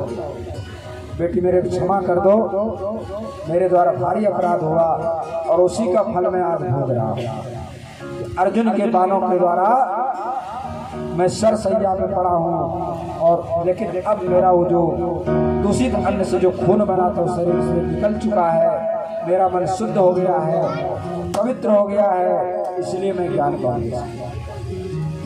भगवान कहने लगे प्रभु इस प्राण को अभी रखो कुछ दिन तक, राजा युधिष्ठिर को सुख दो। लेकिन भीष्म पितामह कहने लगे प्रभु आप सामने खड़े हों, आपका दर्शन करते करते मेरा ये शरीर छूट जाए, इससे बड़ा लाभ क्या है? तो मैं तो यही चाहता हूँ आप मेरे सन्मुख खड़े रहे, आपका दर्शन करते करते मेरा ये जीवन सफल हो। इतना तो करना स्वामी जब प्राण तन से निकले, गोविंद नाम लेकर जब प्राण तन से निकले, इतना तो करना स्वामी। सन्मुख सावरा खड़ा हो, मुरली का सर भरा हो। सन्मुख सावरा खड़ा हो, मुरली भरा वो स्वर हो। सन्मुख सावरा खड़ा हो, मुरली का सर भरा हो। तेरे चरण धरा हो, जब प्राण तन से निकले, इतना तो करना स्वामी। जब प्राण तन से निकले, गोविंद नाम लेकर। प्राण तन से निकले, इतना तो करना स्वामी। और सिर सोना मुकुट हो, मुखड़े पे काले लट हो। सिर सोना मुकुट हो, मुखड़े पे काले लट हो। यही ध्यान मेरे गट हो, यही ध्यान मेरे गट हो। जब प्राण तन से निकले, इतना तो करना स्वामी। जब प्राण तन से निकले, गोविंद नाम लेकर।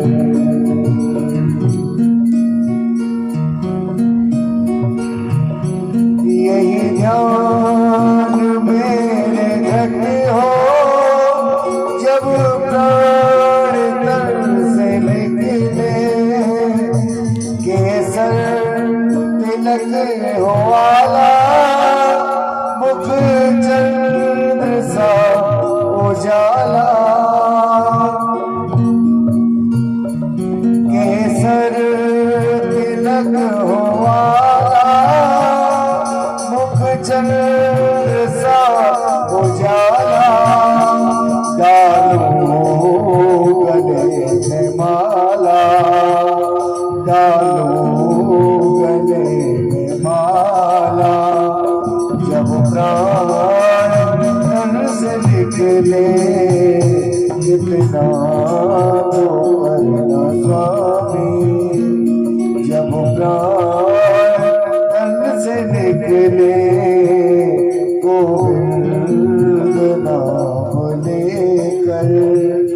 फिर प्राण तन से निकले, इतना तो करना स्वामी।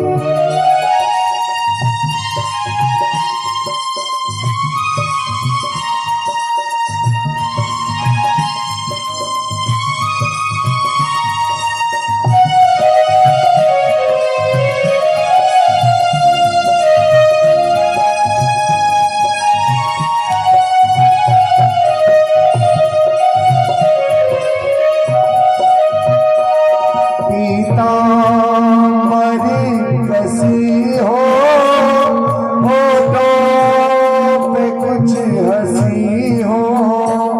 पीताम्बरी कसी हो, होठों पे कुछ हंसी हो। छवि मन में ये बसी हो, छवि मन में ये बसी हो। जब प्राण तन से निकले, इतना तो करना स्वामी।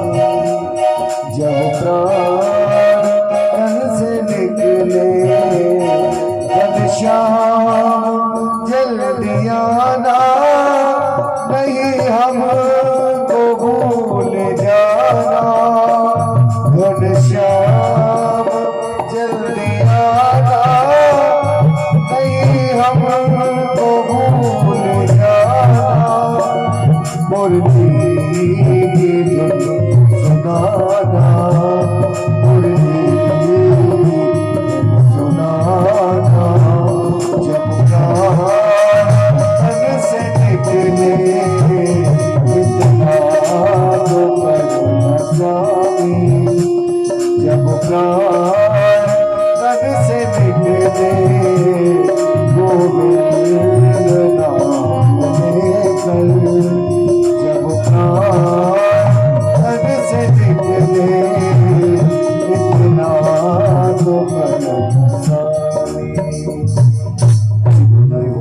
माइक बना दे यार ले।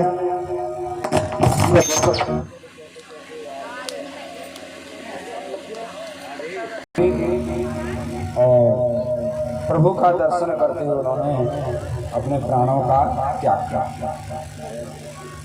ये सभी जीव भी भीष्म पितामह की तरह ही है, सभी काल सैया पर ही सो रहे हैं।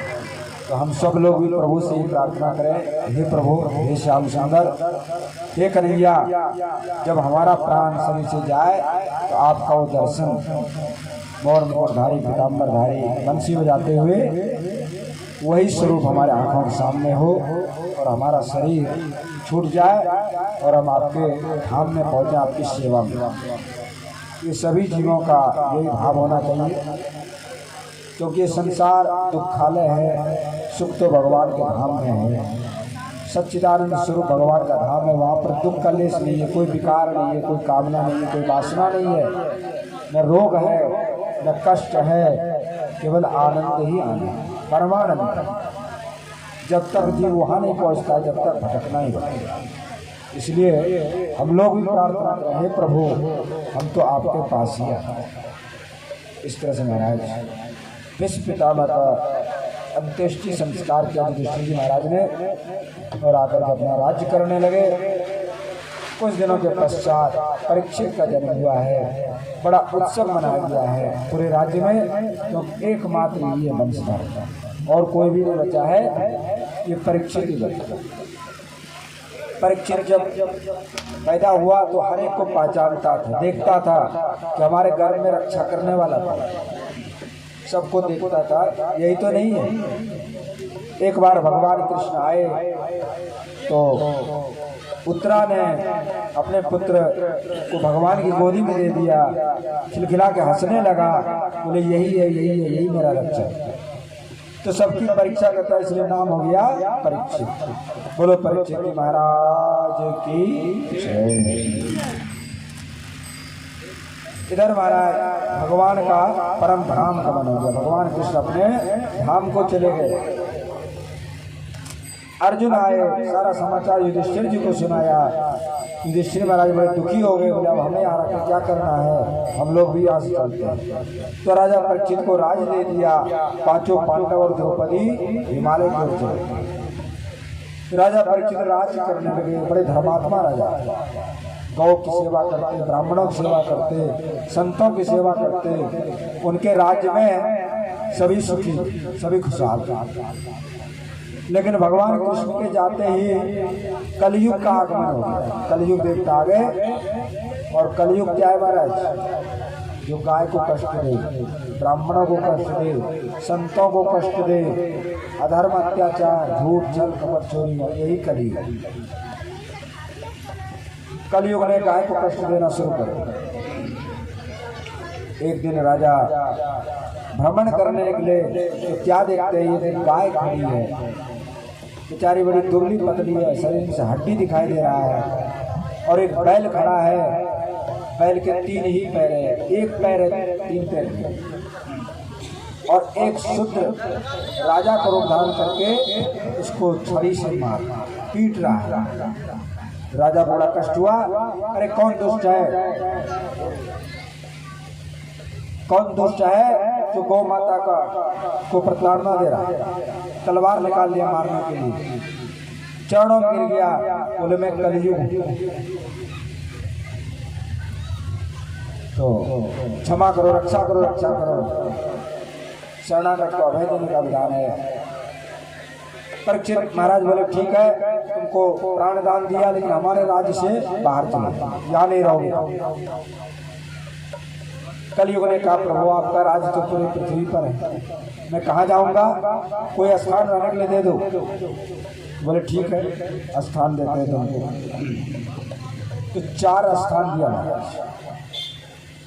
सबसे पहले जुआ, जुआ में कलयुग का निवास। जो लोग जुआ खेलते हैं उसका सत्यानाश, सफाया हो जाता है, क्योंकि कलयुग वहाँ बैठा होता है। दूसरा मदिरा यानी दारू, जिसको बोलते हैं शराब, आजकल बहुत पीते लोग, तो दारू शराब में भी कलयुग का निवास। जिन्होंने पीना शुरू किया उसके घर का सर्वनाश हो जाएगा। और पराई स्त्री यानी वेश्या, जो पराई स्त्री के साथ गमन करते हैं वहाँ कलयुग का निवास। चौथा हिंसा, मार पीट, वाद विवाद, लड़ाई झगड़ा, इसमें भी कलयुग का निवास है। तो भैया जो कलयुग से बचना चाहते हो उन चारों चीज़ों से बचो, तो कलयुग से बच जाओ। जुआ, मदिरा, पराई स्त्री या वेश्या और हिंसा। तो जिस घर में जुआ खेला जाता है, जो लोग जुआ खेलते हैं, कलयुग का निवास। मांस मदिरा का लोग सेवन करते हैं, वहाँ कलयुग का निवास। इसलिए आप लोग संकल्प लो, भागवत कथा में आए आप लोग आज से इन 4 चीज़ों का त्याग करें, तब भागवत कथा करने का पूर्ण लाभ मिलेगा। नहीं तो सुन के चले जाओ, इस काम से सुना, उस काम से निकालो, तो विशेष लाभ नहीं होगा। लाभ जब होगा जब भागवत कथा में कुछ बात को पकड़ के ले जाओ। बहुत से लोग यही झाड़ देते हैं पल्ला, बस कथा सुनने आए थे यही झाड़ के चलो अपने घर में कुछ नहीं ले जाते। थोड़ा आनंद आ जाता है, भैया जी बजाते हैं, थोड़ा के बाद नाच हो जाता है, आनंद आ जाता है। तो भैया इस आनंद से काम नहीं चलेगा, थोड़ा उस आनंद की चिंता करो। तो कथा में आए आप लोग, आनंद तो है, भक्ति का आनंद है, नाचना भी भक्ति का आनंद है, कोई बुरा काम नहीं है। भक्ति में खूब नाचे आप लोग, लेकिन जीवन में आचरण का भी सुधार होगा। 2 बातें थोड़ा बता देते हैं। बाल्टी में, बर्तन में छेद हो, उसमें आप दूध डालो, पानी डालो, क्या होगा? निकल जाएगा। इसी तरह से हम भक्ति भजन तो कर रहे हैं, खूब पूजा कर रहे हैं, खूब पाठ कर रहे हैं, खूब परिक्रमा लगा रहे हैं, लेकिन साथ साथ में गाली भी बक रहे हैं, दूसरों को दुख भी दे रहे हैं, झूठ भी बोल रहे हैं, चोरी भी कर रहे हैं, बेईमानी भी कर रहे हैं, दूसरों का गला भी काट रहे हैं। तो महाराज वो लाभ कम मिलेगा, क्योंकि वो छेद है, ये सब छेद है, छेद में से निकल जाता है।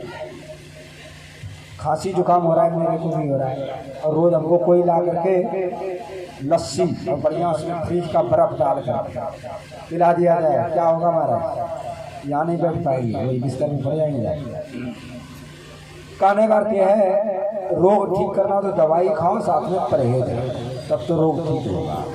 इसी तरह से हम लोग धर्म भक्ति कर रहे हैं, बहुत अच्छा काम, लेकिन साथ साथ बुरे कामों से भी बचें, तब विशेष लाभ होगा। वैसे भक्ति कभी विफल नहीं जाता है, किसी भी तरह से भक्ति किया जाए वो फल देता है, लेकिन देर से।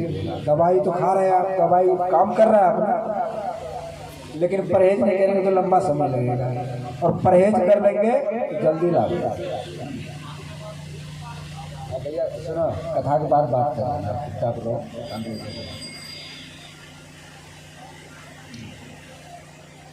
अब तो आज जैसा चल रहा चलने दो, कल से देखी जाएगी, अब तो गुजारा करना है।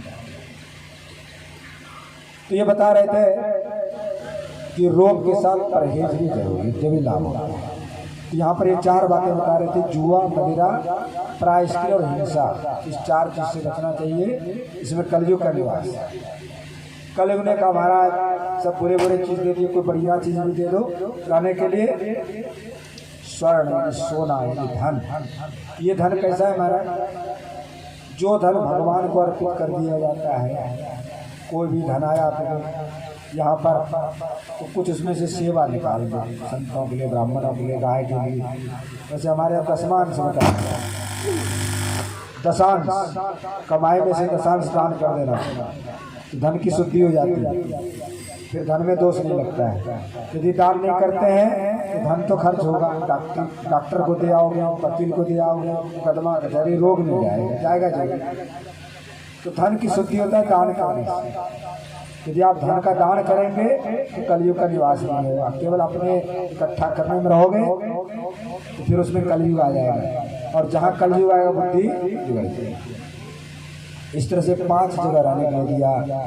एक दिन की बात है, एक जरासंध राजा थे, भीमसेन ने मार दिया था, और जरासंध ने सब राजाओं का सोना चांदी मोहर इकट्ठा करके मुकुट बनवाया।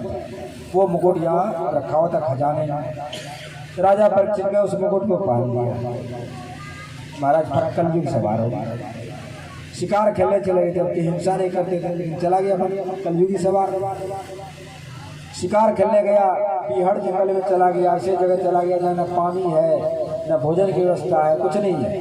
बेचारे पानी के बिना प्यास के मारे हालत खराब, पानी खोजने लगा, कहीं नहीं मिल रहा था। खोजते खोजते समीक ऋषि का आश्रम था। समीक ऋषि भगवान का ध्यान कर रहे थे। राजा परीक्षित ने जोर जोर से कहा, थोड़ा जल दे दो, थोड़ा भोजन दे दो, लेकिन वो तो ध्यान में मस्त थे, उनको पता ही नहीं था कि बाहर क्या हो रहा है। राजा को बड़ा क्रोध आया, बोले अच्छा बड़ा तपस्वी बना है। एक सांप मरा पड़ा था, उसको उठा करके गले में लपेटा, चला आया वहां से। वहीं पर समीक ऋषि का पुत्र श्रृंगी ऋषि खेल रहा था, 5 वर्ष का बालक, लेकिन ऋषि के संतान भी ऋषि जैसे तेजस्वी हो। अपने पिता का अपमान देखकर के बड़ा क्रोधित हो गया। उसने ध्यान लगा के देखा कि कौन दुष्ट है जिसने हमारे पिता को गले में सांप डाला। ध्यान से देखा तो अरे राजा परीक्षित, तुम इतने अहंकारी हो गए, राजगद्दी पा करके तुम्हारे जो पिता थे, पितामह वो बड़े धर्मात्मा थे, और तुमने हमारे पिता का अपमान किया। जाओ, मैं तुमको श्राप देता हूँ, जिस नाक को तुमने यहाँ डाला तक्षक नाक, आज से 7वें दिन तक्षक नाक तुमको डसेगा और तेरी मृत्यु होगी। शाम के समय समीक ऋषि का आँख खुला, देखा श्रृंगी ऋषि गाल फुला के गुस्सा में बैठा हुआ। समीक ऋषि ने पूछा, बेटा क्या हो गया, क्यों गुस्से में किसी ने मार दिया, किसी ने कठोर वचन कह दिया? श्रृंगी ऋषि कहने लगा, जिसने मुझको गुस्सा दिलाया उसको मैंने दंड दे दिया। बोले क्या बेटा दंड दे दिया? बोले ऐसे से राजा परीक्षित थे, उसको मैंने कह दिया कि 7 दिन में तक्षक नाक। समीक ऋषि बोले बेटा तुमने अच्छा नहीं किया। राजा परीक्षित बड़े धर्मात्मा थे, उनके राज में हम लोग भजन भक्ति करते थे निर्विघ्न रूप से, तुमने छोटे अपराध के लिए बहुत बड़ा दंड दे दिया। अपना शिष्य भेजा कि जाओ राजा परीक्षित के बता। तो राजा परीक्षित को बताया। इधर राजा ने मुकुट नीचे रखा, तुरंत बुद्धि आ गया, हमने तो महात्मा का अपमान कर दिया और हमारे पर कोई विपत्ति आने वाली।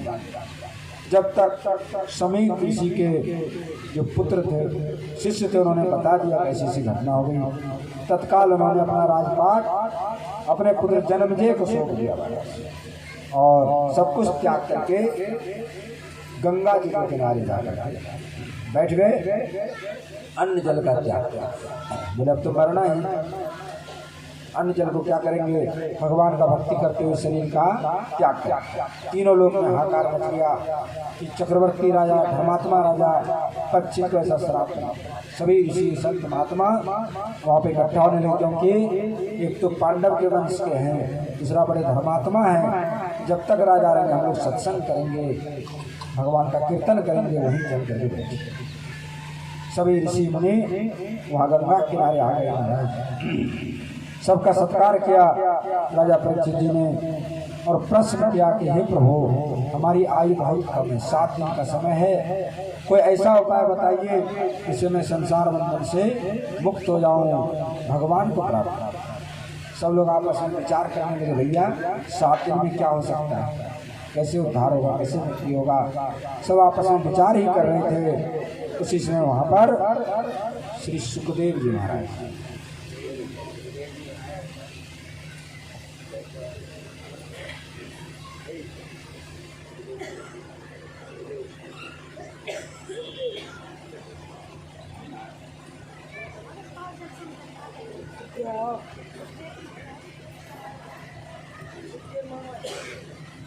सुखदेव जी महाराज वहाँ पर पधारे हैं। सुखदेव जी बड़े सुंदर हैं महाराज, 16 वर्ष की अवस्था है, सुकुमार शरीर है, सब अंग कोमल है, हाथ पैर चरण जंघा नासिका अत्यंत सुकुमार शरीर है, बड़े बड़े आँख हैं, नाक कुछ ऊंची हैं, कान बराबर हैं, सुंदर भाव है, गला भी सुंदर है। चलो राधे साहब अब समय बोलो सुखदेव जी महाराज की। सुखदेव जी पधारे हैं, राजा ने उठ करके स्वागत किया उनका। सभी लोग उठ खड़े, जबकि वहाँ पर उनके पिताजी व्यास जी भी हैं और जो है पराशर जी भी हैं, वशिष्ठ ऋषि भी हैं, लेकिन आयु से बड़ा नहीं होता, गुण से बड़े होते, भक्ति से बड़े होते। सुखदेव जी महाराज का सबने स्वागत किया और राजा परीक्षित ने सुखदेव जी को उच्च सिंहासन पे बिठाया है और सुखदेव जी का पूजन किया। तो सब मुख्य जजमान आए, सुखदेव जी का पूजन कराएंगे पंडित जी। और जो लोग भी सुखदेव जी का पूजन करना चाहते हो यहाँ पर सुखदेव जी का पूजन करें।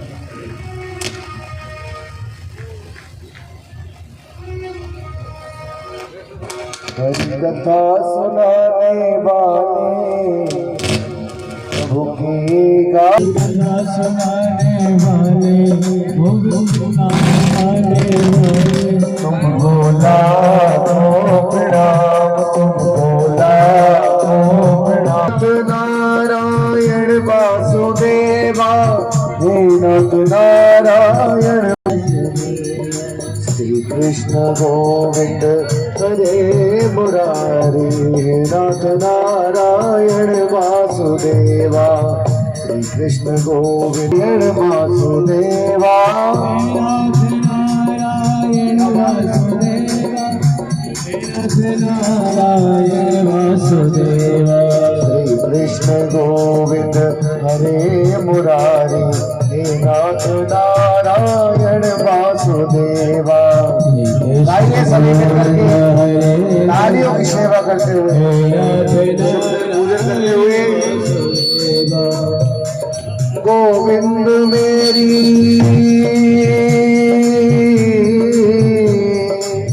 गोविंद मेरी ये प्रार्थना है, देहात काले तुम सामने हो, मुरली बजाते मन को लुभाते, मुरली बजाते मन को लुभाते। ये गीत गाकर तननाथ त्यागो,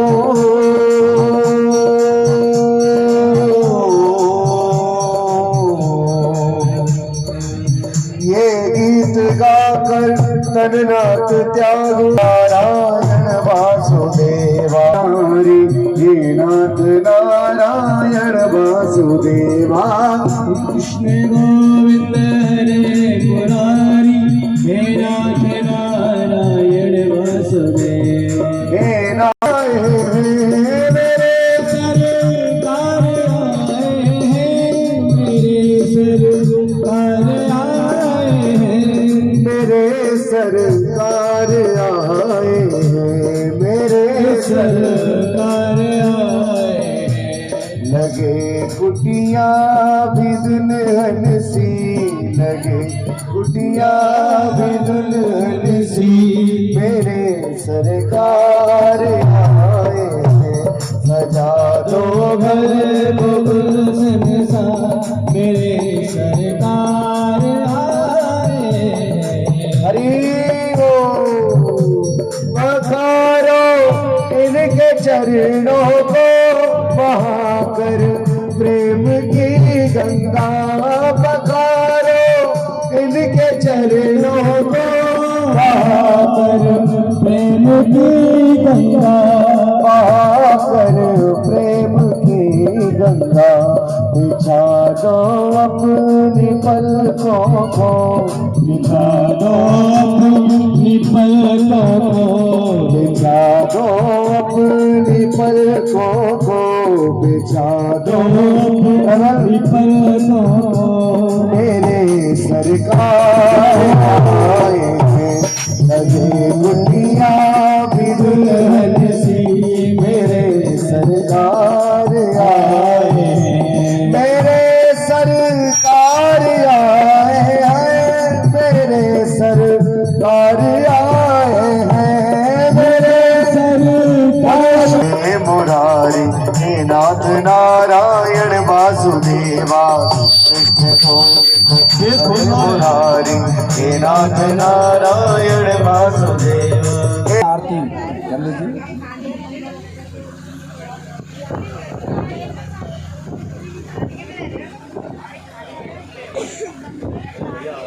तेरी आरती गाऊं, आरती गाऊं प्यारे आपको मनाऊं। आरती गाऊं प्यारे आपको मनाऊं। श्री बाके बिहारी तेरी आरती गाऊं। के बिहारी हरि बोल। मोर मुकुट प्रभु शीस पे सोहे, मोर मुकुट मेरे प्यारे प्यारी मोरलिया मेरा मन मोहे, प्यारी मुरलिया या मुरली पे बारी बारी जाओ, या मुरली प्यारे सेवा के बिहारी तेरी आरती गाऊं। के बिहारी तेरी आरती गाऊं। चरणों से निकली है गंगा प्यारी,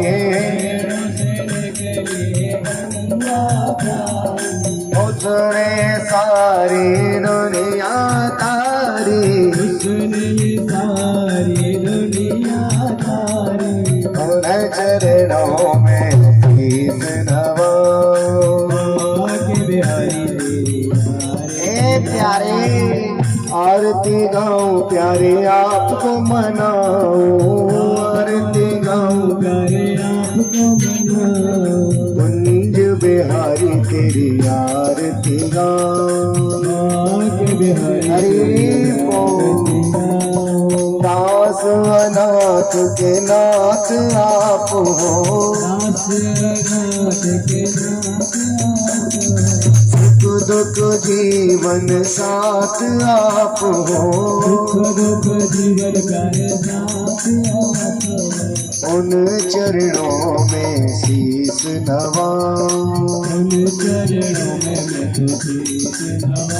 सेवा के बिहारी तेरी आरती गाऊं। श्री हरिदास के प्यारे तुम हो, श्री हरि जीवन धन हो मेरे मोह, प्यारी छवि तेरी मन में बसो। तालियों की सेवा करते हुए सेवा के बिहारी तेरी आरती गाऊं। ललिता दिख सब सखिया प्यारी, ललिता दिख सब सखिया प्यारी। संग शोभे ब्रजमान दुलारी, संग सोहे ब्रजमान दुलारी। पास सदा वृंदावन पाऊं। हरि बोल। सेवा के बिहारी तेरी आरती गाऊं। ओ धेनु चरैया तेरी आरती गाऊं। ओ बंसी बजैया तेरी आरती गाऊं। ओ चीर चुरैया तेरी आरती गाऊं। नाग नदैया तेरी आरती गाऊं। ओ राधा जी के सैया तेरी आरती गाऊं। ओ नदी जी के भैया तेरी आरती गाऊं। पूरे गौरम करुणावतारम संसार सारम भुजगेन्द्रहारम सदा वसंतम हृदयारविंदे भवं भवामि सहितं नमामि। त्वमेव माता च पिता त्वमेव बन्धु च सखा त्वमेव वेद्या द्रविणं त्वमेव सर्वं मम देवदेव। त्वमेव सर्वं मम देवदेव। त्वमेव सर्वं मम देवदेव। बोले भागवत भगवान की, बोले सुखदेव जी महाराज की, बोले परीक्षित जी महाराज की, बोलो वृंदावन बिहारी लाल की, बोलो शंकर भगवान की, बोलो सियापति रामचंद्र भगवान की, बोलो गिरिराज महाराज की, बोलो यमुना मैया की, बोलो सब संतों की, बोलो आज के आनंद की। नमः पार्वती पते हर हर हर महादेव। अथ मंत्रपुष्पाञ्जलि ॐ यदि नागदनामायाजन्दादेवास्तानि धर्माणि प्रथमान्य सान्न ते अनाकं महिमानः सचन्ददरपूर्वे साध्याः सन्ति देवाः हरिः एकदन्ताय विद्महे वक्रतुण्डाय धीमहि तन्नो दन्ते प्रचोदयात् हरिः दाशरथाय विद्महे सीतावल्लभाय धीमहि तन्नो श्रीरामः प्रचोदयात् हरिः जनकनन्दन्यै च विद्महे कृष्णप्रियायै च धीमहि तन्नो श्रीराधा प्रचोदयात् हरिः तदवरसाय विद्महे महादेवाय धीमहि तन्नो श्रीरुद्रः प्रचोदयात् हरिः ज्ञानगङ्गाय विद्महे पावनाय धीमहि तन्नो भागवत प्रचोदयात् सेवन्तिकावकुलचम्भगपाटलाब्जै पुण्यागजहत करवीररसालगोस्पै बिल्वप्रवालतुलसी करमञ्जरेवस्त्वं पूजयामि जगदीश्वरमे प्रसीद नानासुगन्धपुष्पाणि यथा कालोद्भवानि च पुष्पाञ्जलिर्मया दत्त ग्रहणा परमेश्वरः क्षमहनाते अपराध मम ये जग के आधार पुष्पांजलि अर्पण करो मृनाथ करो स्वीकार संघ सपरिवार सौदाय मंत्र पुष्पांजलि समर्पयामि। बोले भागवत महापुराण की, बोले श्री गुरुदेव भगवान की, बोले व्यास जी महाराज की, बोले राजा परीक्षित महाराज की, बोले सुखदेव जी महाराज की।